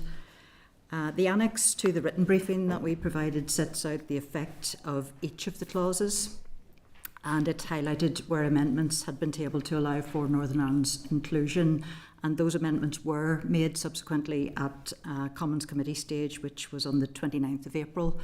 The remaining Commons stages were also completed on that same day. The bill was then introduced in the House of Lords the following day, and we're expecting second reading in the Lords to be on the 13th of May, so just next Monday.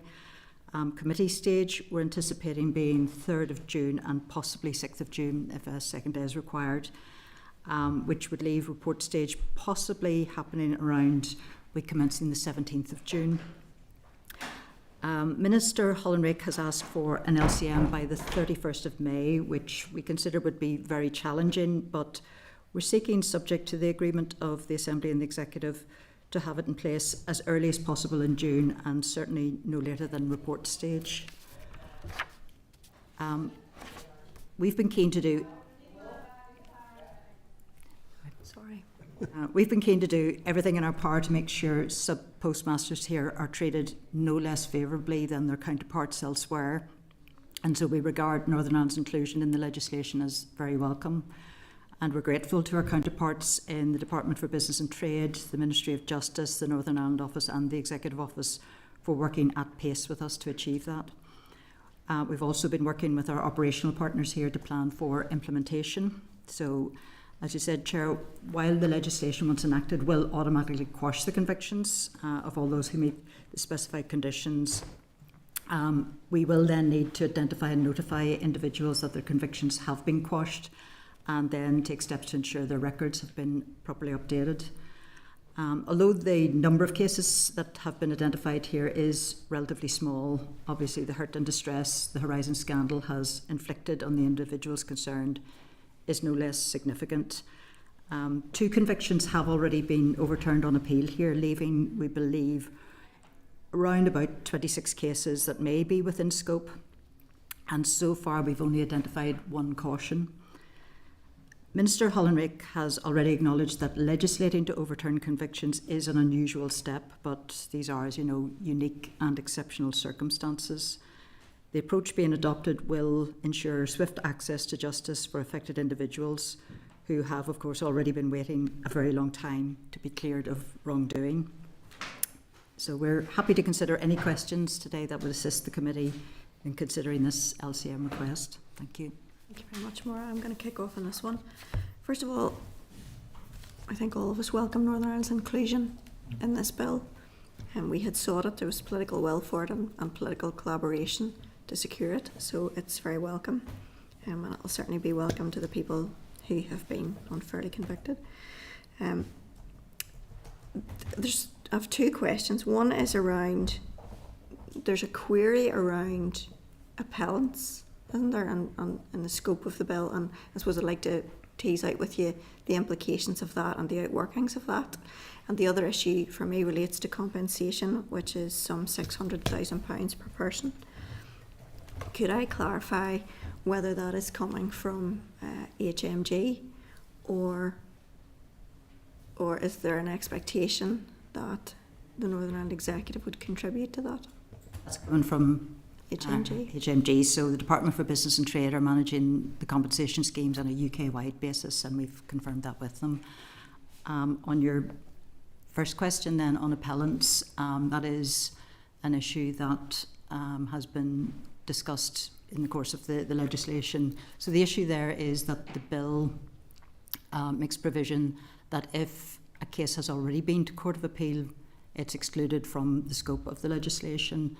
Now, in Northern Ireland terms, we don't consider that will actually impact any cases here. There have been 2 cases through the Court of Appeal to date, and both of those were overturned on appeal. There was a 3rd appeal, but that was stayed pending clarity around the impact of the legislation. So we're not aware, and we have checked with the Public Prosecution Service, and they're not aware either of any case where someone would have been previously to the Court of Appeal and their appeal was unsuccessful. So although that has been attracting some attention, it's something that the Justice Select Committee at Westminster paid particular heed to. In Northern Ireland terms, we don't anticipate it having an effect here. If somebody has had a successful appeal, presumably that does not preclude them from compensation. They're already able, because their appeal or because their conviction has been overturned, they can already apply for compensation.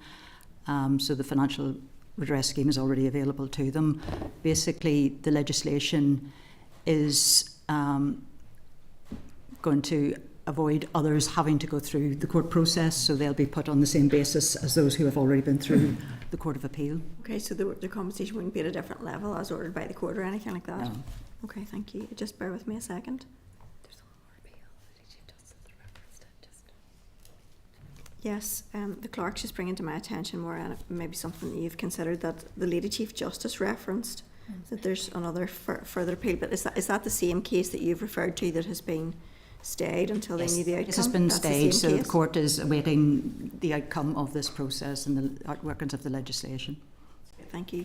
Do any other members have questions? No? That was lovely. Thank you very much. Thank you very much indeed. I do appreciate you helping us out with our queries. That was a short and sweet one today for you. Thank you.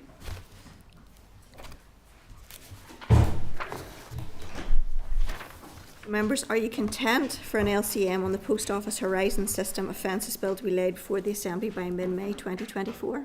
Agreed. Agreed. Agreed, thank you.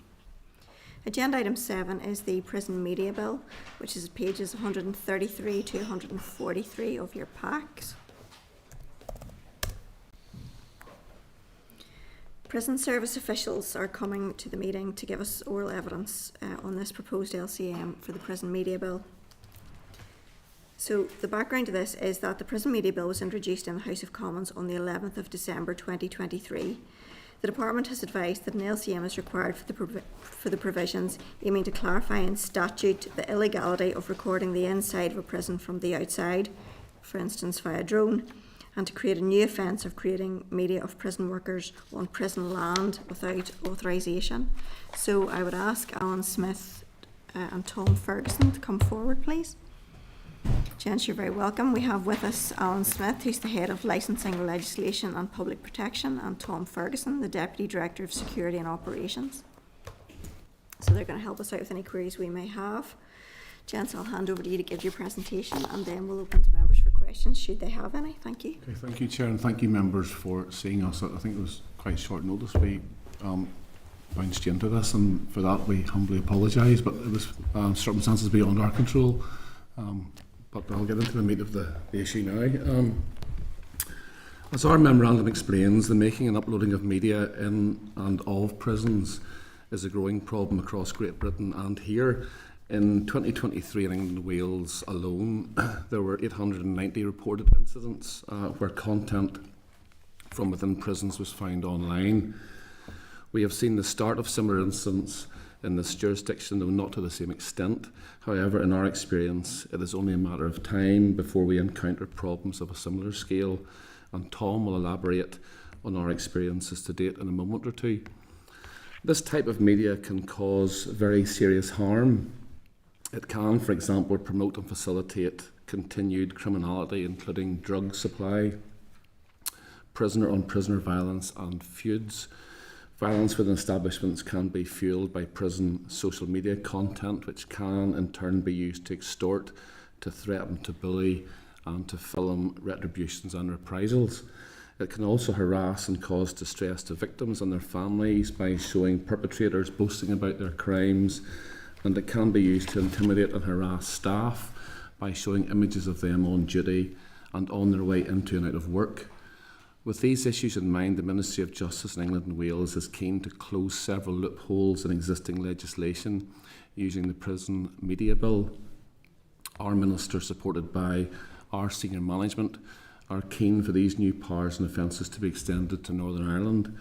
I also understand that the Scottish Prison Service is very keen to have these new offences extended to Scotland, and that their Cabinet Secretary for Justice and Home Affairs, Angela Constance, is taking similar urgent steps to put an LCM in place there. This bill, introduced by Conservative backbencher Catherine Fletcher MP on the 11th of December 23, is being supported by the UK Government. Initially it was planned to extend it to England and Wales only, but on further reflection the Ministry of Justice has now sought permission from the devolved administrations in Belfast and Edinburgh to extend it across the whole of the country. With their agreement, they plan to introduce Northern Irish and Scottish amendments when the bill begins its Commons Committee stage later this month. The bill is short, currently running to just 3 pages. Its aim is very straightforward. It plans to provide absolute clarity on the making and uploading of prison media. It will involve making changes to the Prison Act 52, which applies to England and Wales, and if it's extended to Northern Ireland and Scotland, our own Prison Act 53 and similar Scottish legislation. There are 2 main parts to the proposed changes. Firstly, it will make the unauthorised uploading to the internet of media created inside a prison, of the inside of a prison, or of prison workers on prison land an offence, regardless of whether it was uploaded from prison or the community. This will help strengthen central government powers to force social media companies to remove such content from their various platforms. This part will create offences in the reserved field, given they relate to internet services, and an LCM is not required for those. The bill also plans to strengthen existing legislation by addressing two current unrelated weaknesses in the devolved space. It is already an offence to bring a stills camera, a video camera, or sound recording equipment into a prison. It is also an offence to use such equipment to take photographs, to make videos, or record sound while the operator of that equipment is inside the prison. However, it is not clear that it is currently an offence to undertake such an activity if the means of doing so is not actually located within the prison. The bill would clarify this matter by making this activity an offence. This will address the relatively recent but ever-increasing use of drones, problems which I suspect weren't envisaged in 1953 when the original legislation was passed. Furthermore, the bill will also deal with the related issue by making it clear that it is an offence for an unauthorised person to intentionally take photographs or make sound recordings of a prison worker while that employee is on prison land. This will protect our staff while they are on prison property, but not actually within the physical boundaries of the prison. Those of you who are familiar with Maghaberry, McGilligan and Hydebank prisons will appreciate how our staff could be susceptible to being photographed in and around the vicinity of our external gates. These two straightforward amendments relate to prisons and offender management, which are in the devolved space, and therefore an LCM is required for those two. I'm now going to ask Tom to give you a little bit more detail about our experiences to date of uploaded unauthorised prison-sourced media. Tom. Thanks, Alan. Chair, as Alan's explained, media including photographs, videos and sound recordings created inside or within prison without authorisation can cause serious harm. Videos which are taken from above prisons using drones pose a particular security risk. Showing the layout of prison buildings in detail or staff and prisoner movements could facilitate criminals' intent in smuggling drugs and weapons or could facilitate escape. As context, I would like to give you some examples of incidents recorded by NIPS in these matters. Whilst it is important to reiterate the scale of the problem, NI is not yet at the level of experience in Wales.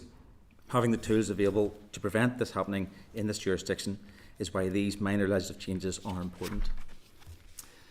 Having said that, there already have been instances where video and phone footage, including audio, has been taken for each of our 3 prisons.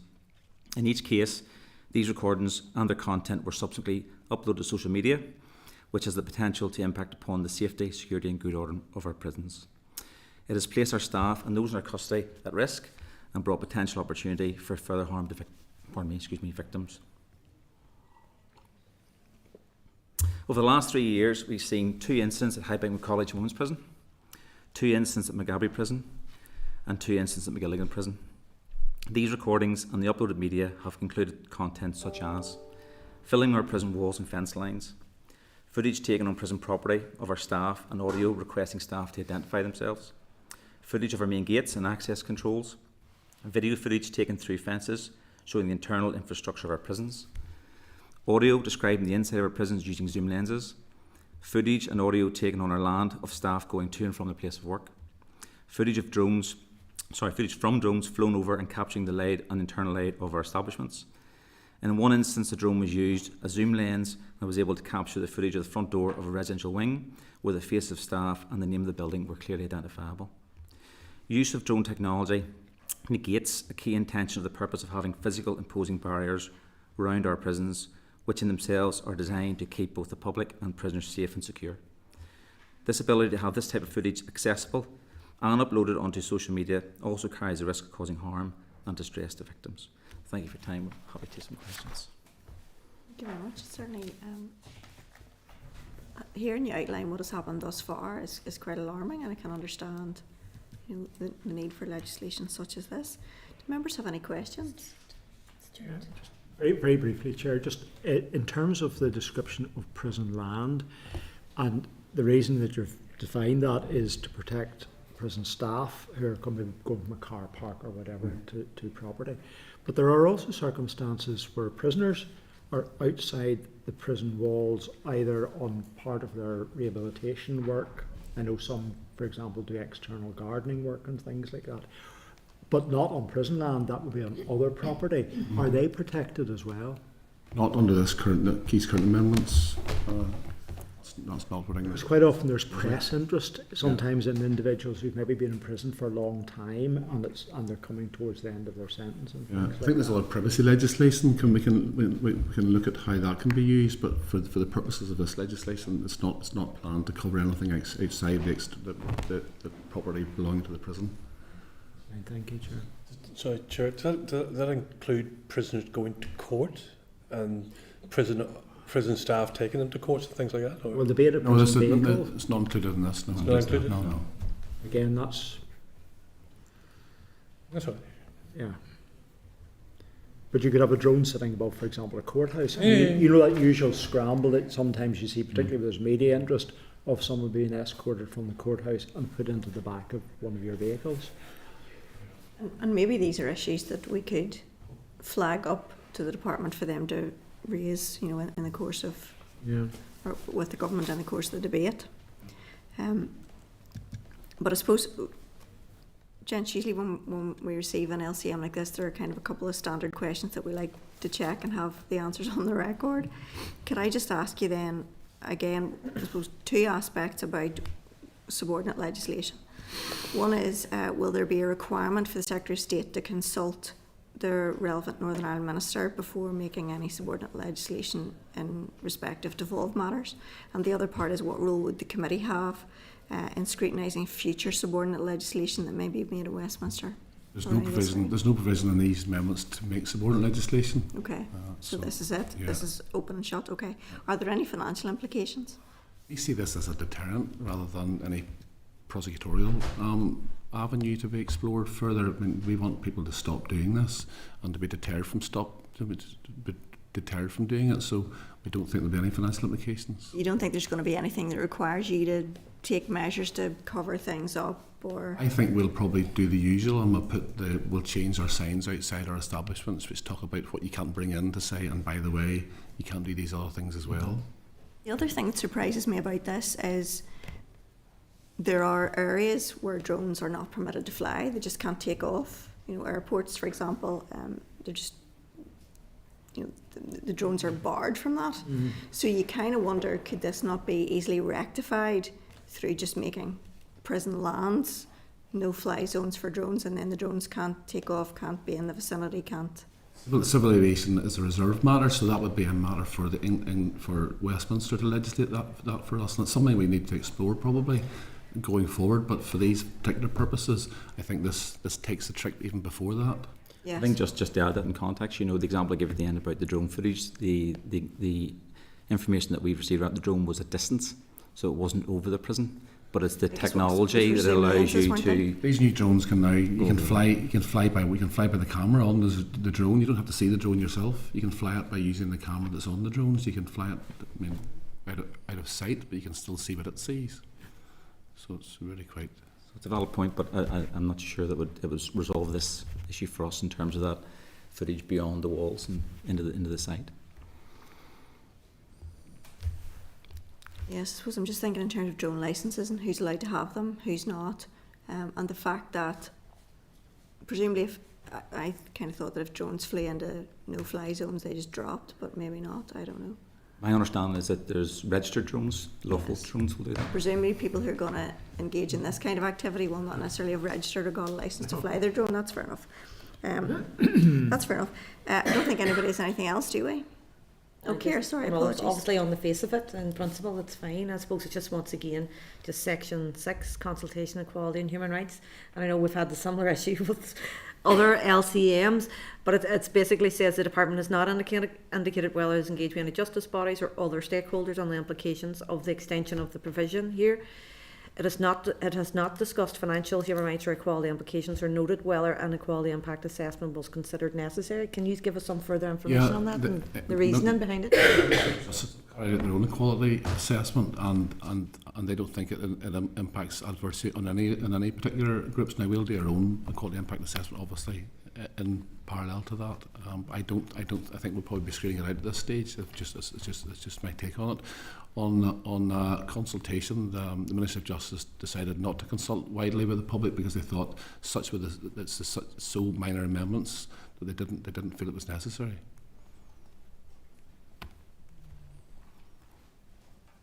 Something I wouldn't be content with. I think a consultation process as a minimum is required, because even that's part of educating the public as well on something that you're legislating for. But we'll do a full public announcement when this happens to tell people what they can do. We're just actually building on existing legislation. We're just tweaking it. We're not actually creating a whole new set of offences. We're just creating things on the margins of what has been existed since 1953. Yeah. Do we have any opinion from the Human Rights or Equality? Any opinion from the Human Rights Association on this at all? Was it sought? This is quite a fast-moving position we're in, so it hasn't been sought yet, but we can certainly write to them and let them know what's happening. Yeah, and the other side of it is, presumably the rights involved here are the human rights of prison officers, not to be filmed, and for their security and their safety. And prisoners as well. Yeah, not to be filmed. And actually, in circumstances where prisoners are being filmed and potentially that is sent to their families to engage in nefarious activities for them and threaten them and so on, then, that doesn't quell any of your fears, Ciara? No, obviously in principle it seems fine, only you would like that expert opinion for something you may not have thought of,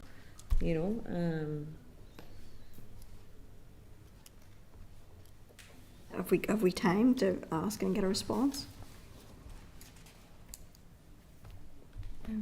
Officials might be able to clarify the Do we have time to ask that and get a response?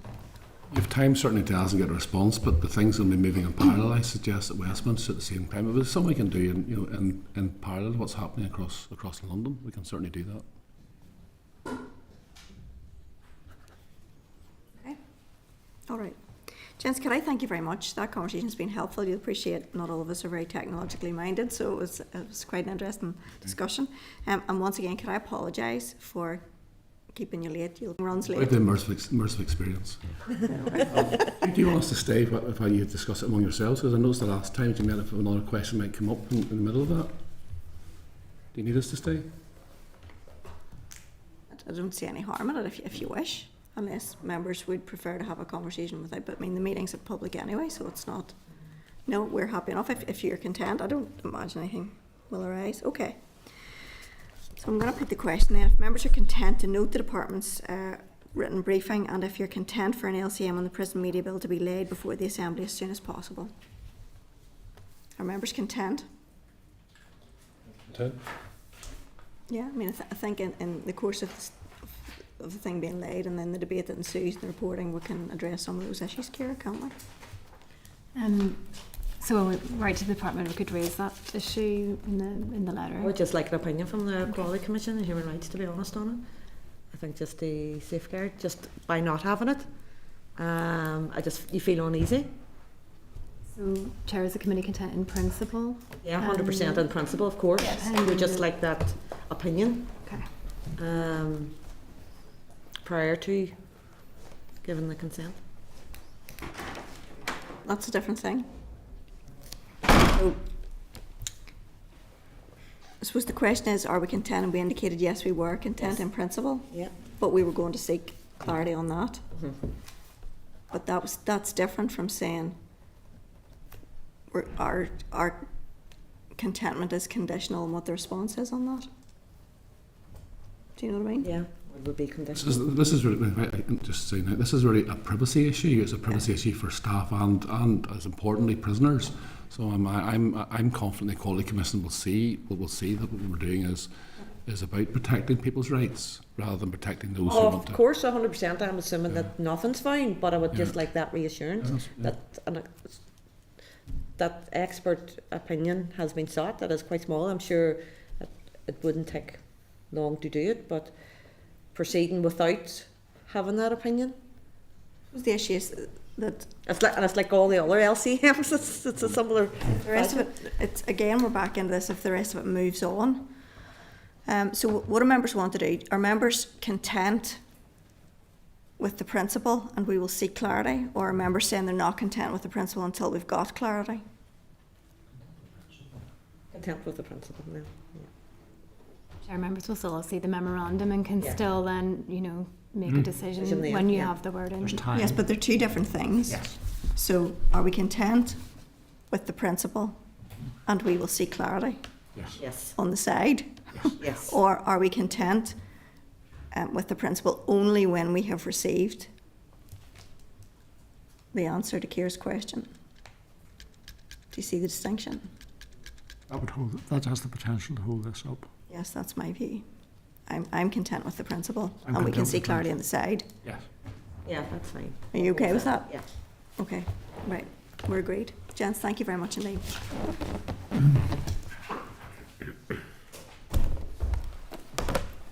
Agenda item 8 is the arbitration bill, LCM, which is at pages 144 to 157 of your pack.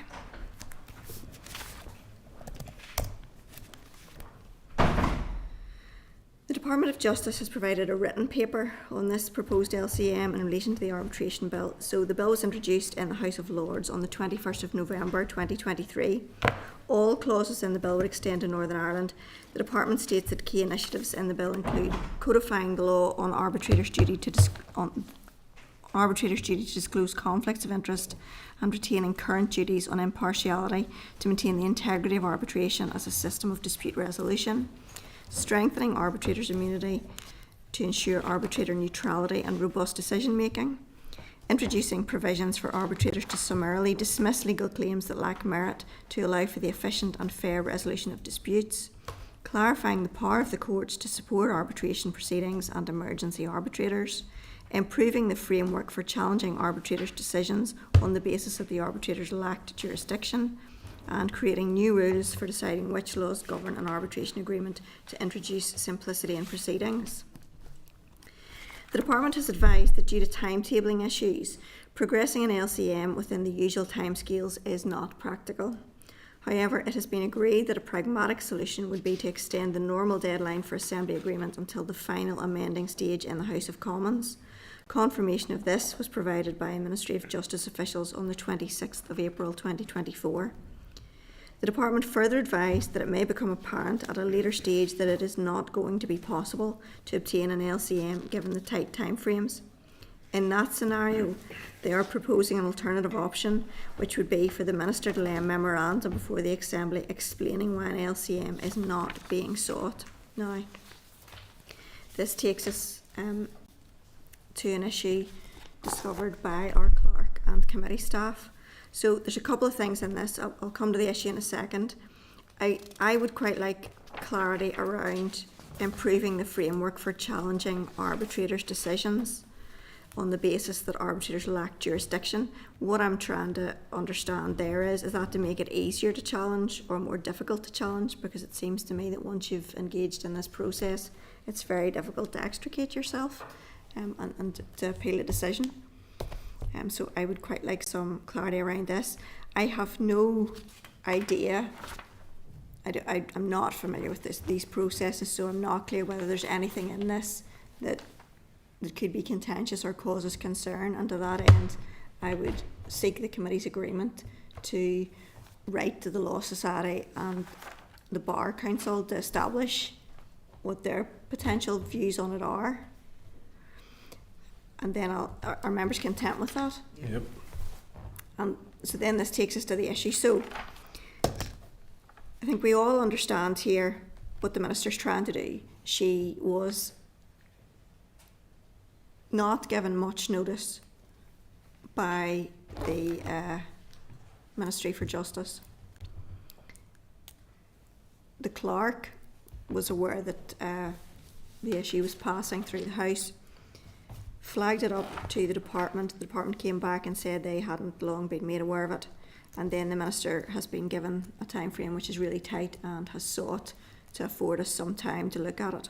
However, the proposed solution that has come forward from the Department is not in keeping, rather it is not in order, in accordance with our standing orders. So the solution offered in trying to open the door actually closes the door, if I can put it like that. So if the Minister makes a statement that says she is, that consent, that an LCM is not being sought, then the provisions cannot apply to Northern Ireland. So what the Minister was seeking was that she would lay a memorandum that says consent is not being sought, but that she would write to the relevant Minister and say, but there is agreement. However, that doesn't cover what she's trying to do. So if the Minister lays a memorandum in the House, in our House, potentially saying an LCM is not being sought, that essentially closes the door to the provisions. And it doesn't matter if the support is there. Do you see? It's a technicality, but so the solution may not be what any of us would wish. So what I think we should do, and the clerk can speak to it, but what I think we should do is just maybe flag this up to the department and allow them some time, because presumably they've received procedural advice, and that affords us potentially a route through. Caroline, I don't know if I've done justice to what you explained to me, but maybe you would like to take it forward yourself and explain to members. Yeah, Chair, it's just, consent is given through a legislative consent motion, debated in the Assembly Chamber under Standing Order 42A. And so if the Minister does wish for the provisions to be extended, then consent must be sought, which the letter outlines is certainly the first preference. And then the note about writing to Lord Bellamy if times are tight. However, if the Minister's memorandum says that consent is not sought, then the provisions shouldn't be extended, because the Assembly has to agree to the provisions being extended. Only the Assembly can give consent, that's it. And it's only through the vote in the Chamber. So do you see? So I think it's just a case of, right, can we just maybe clarify the procedures, flag that up to the department, that from our end that's the advice that we've been given, and maybe just seek some clarity around that, because we know what she's trying to do, we're open to what she's trying to do, but maybe that's just not the best way to take it forward. Our members agreed. Do we know when that third stage is going to be in the House of Lords? Do we have a date? Just as the early this month? Well, this is early this month. It's at the report stage at the moment in the House of Lords, and the third reading is next. So no, there's no further timescales beyond early this month. And we don't have the power or the ability to ask the Justice Minister to write to ask them to delay their third stage. I mean, they're not in any pressure to bring forward a third stage, are they? And that gives us time to agree it. Does that make sense? I think all we're looking to do is establish the solution if we run out of time. Yeah. So there are two elements. One is I would like some clarity around whether or not there's anything around this that's potentially contentious from the practitioners, because we wouldn't know. Well, I don't believe any of us have any expertise in this area. And then the other element is the procedural aspect, because of the time frame. Yeah. So presumably they are under some pressure, because the Minister has been given until this date to get it sorted out, and she said, I mean, do you know what I mean? So she needs to go back to the House of Commons by, what date did she give us? It's in the correspondence. So she's got a really tight time frame. Now, they have allowed us until the end of the amending stage, but even that's fairly tight, I think, isn't it? So the department has been advised to aim for before the 23rd of July. Obviously that's beyond the Assembly's recess, which is the 6th of July. So it's sort of working backwards from there. So yeah, the timescales are tight, but they're tight, but we can query. But see, I think you're right in what you're saying. Is if we can find, is there anything contentious in this? So we find out if there's anything contentious in it. If there's not, and we're told there's not, do we have time to agree this and look at this before the 3rd of July, 6th of July? So I think that the two things can happen in parallel, Doug, and happen fairly quickly. We can write to the Law Society and the Bar Council and seek a response by a given date, which should be relatively quickly. And also we can flag up to the Minister the procedural advice that we have received, and maybe she wants to look again at the potential solutions, and I anticipate that the department would come back quickly on that. So I think that those two things could happen simultaneously if members were content. And the other point is the Minister can always lay the memorandum before, the committee doesn't have to have, the committee may report and so on. So the Minister may lay the memorandum, and then the committee has the 15 days to report once that's laid. So it's not that seeking further information is precluding that course of action. Yes? Yeah. I think we're all aiming for the same thing here. It's just a procedural anomaly. That's all. I'm content. Okay. So that's the first part. So we've agreed those first two things. The other aspect is, are we content to forward the briefing to the Committee for Finance and the Committee for the Economy, as a number of clauses in the bill touch on responsibilities under their department's remits? We do. Content? Thank you. Agenda item 9 is SL1, the Disclosure of Victims and Witnesses Information, Prescribed Bodies Amendment Regulations, Northern Ireland 2024, which is pages 158 to 169.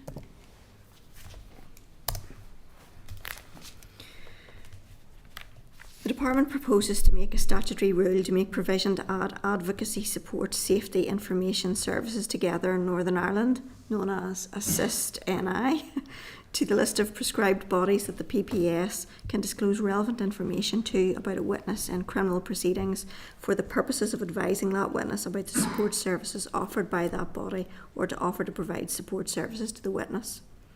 The regulations will be subject to the negative resolution procedure. Are members content with the proposed statutory rule, or do you require any further information or clarification?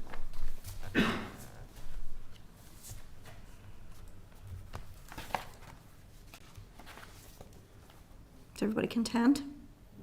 Yeah. That's fine. Do you need anything else? There's something I need to read out here, is there? Previously on. No, it's just missile ones. That's fine. So we're okay. All right. Sometimes we need. Sorry, apologies. Just sometimes there's things we need to get on the record, and there's a specific form of wording. It's been a long day, so I can't remember which is which. Agenda item 10 is the Forward Work Programme. A Forward Work Programme and a Department of Justice Forward Work Programme are pages 171 to 179 of your meeting pack. We can note the documents unless anybody wishes to raise any issues. No, thank you. Well, I suppose the issues that we agreed to take forward around the Forward Work Programme, we can do that. And we agreed to look at those at the Strategic Planning Day, so we can do that going forward. Agenda item 14 is correspondence. So there's a correspondence memo and 13 items of correspondence at pages 180 to 232 of your meeting packs. I'm going to draw your attention to a number of the items, and then I'll open the floor so that members can have an opportunity to comment on any other items of correspondence in which they have a particular interest. So first of all, I would refer you to item 2, which is response from the Department of Justice at pages 189 to 191 of the meeting pack regarding the reasons why an 8-week period was chosen for the consultation on the review of legal aid services as opposed to a 12-week consultation. Essentially, the answer to that is it wasn't a consultation, it was a call for evidence. I don't think any of us were clear in the distinction of that at that point, but it's helpful to bear in mind. And so I am grateful to them for that answer. Are you content to note that correspondence and to consider further pending the outcome of the consultation? Thank you. Item 4, I refer you to your response from the Department of Justice regarding the addendum work plan for the organised crime strategy, and that's at pages 205 to 207.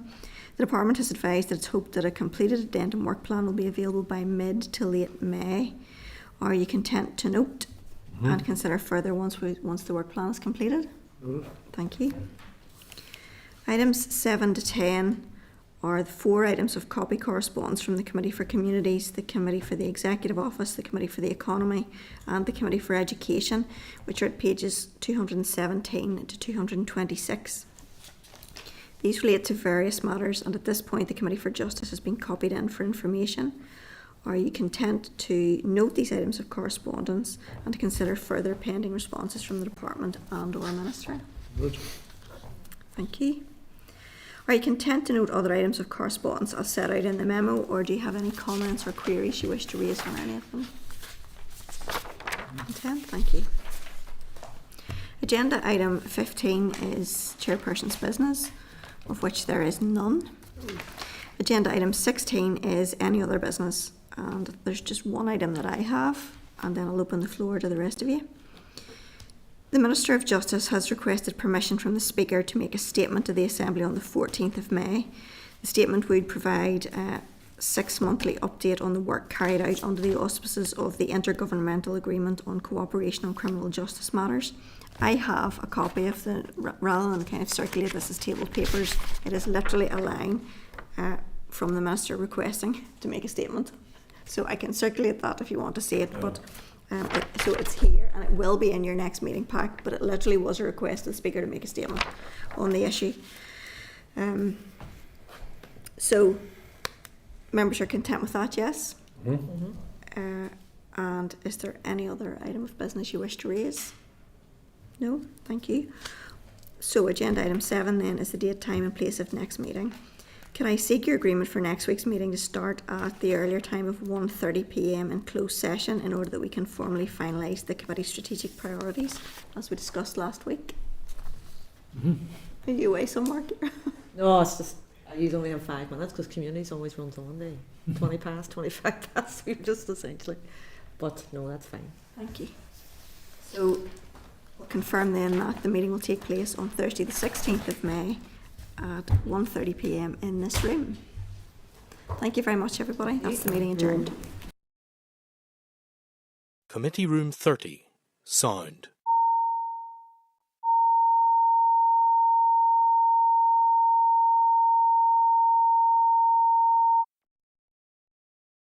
Committee Room 30, sound.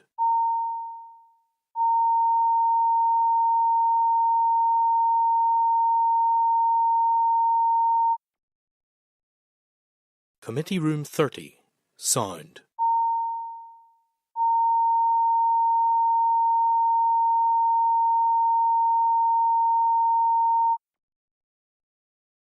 Committee Room 30, sound.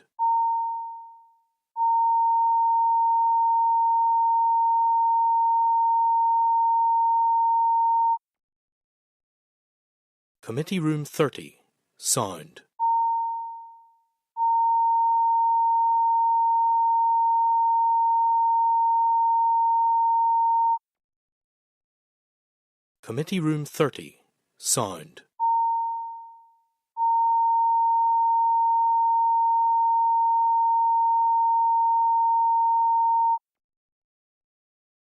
Committee Room 30, sound. Committee Room 30, sound. Committee Room 30, sound. Committee Room 30, sound.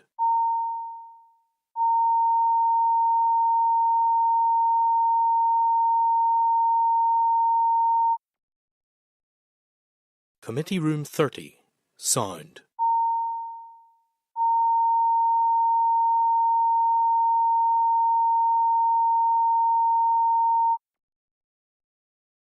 Committee Room 30, sound.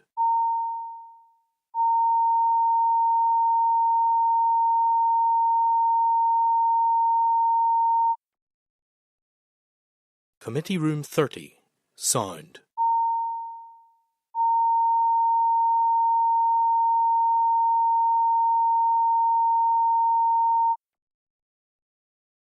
Committee Room 30, sound.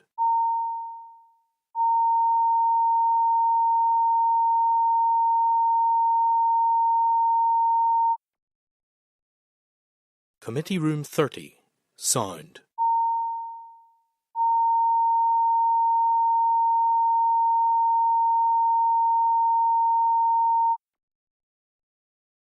Committee Room 30, sound.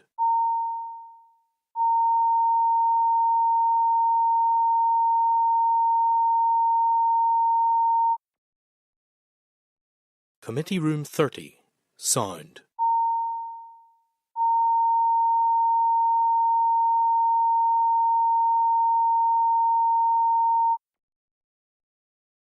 Committee Room 30, sound.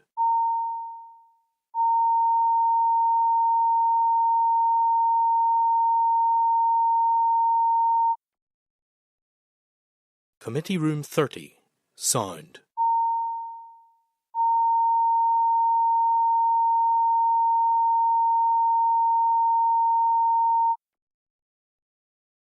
Committee Room 30, sound.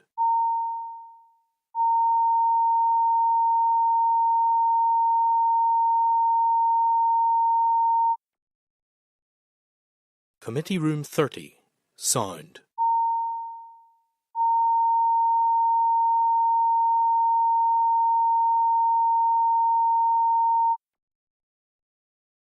Committee Room 30, sound.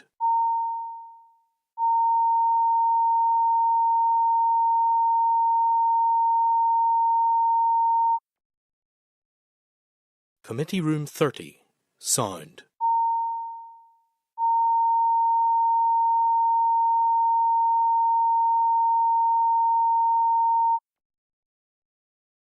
Committee Room 30, sound.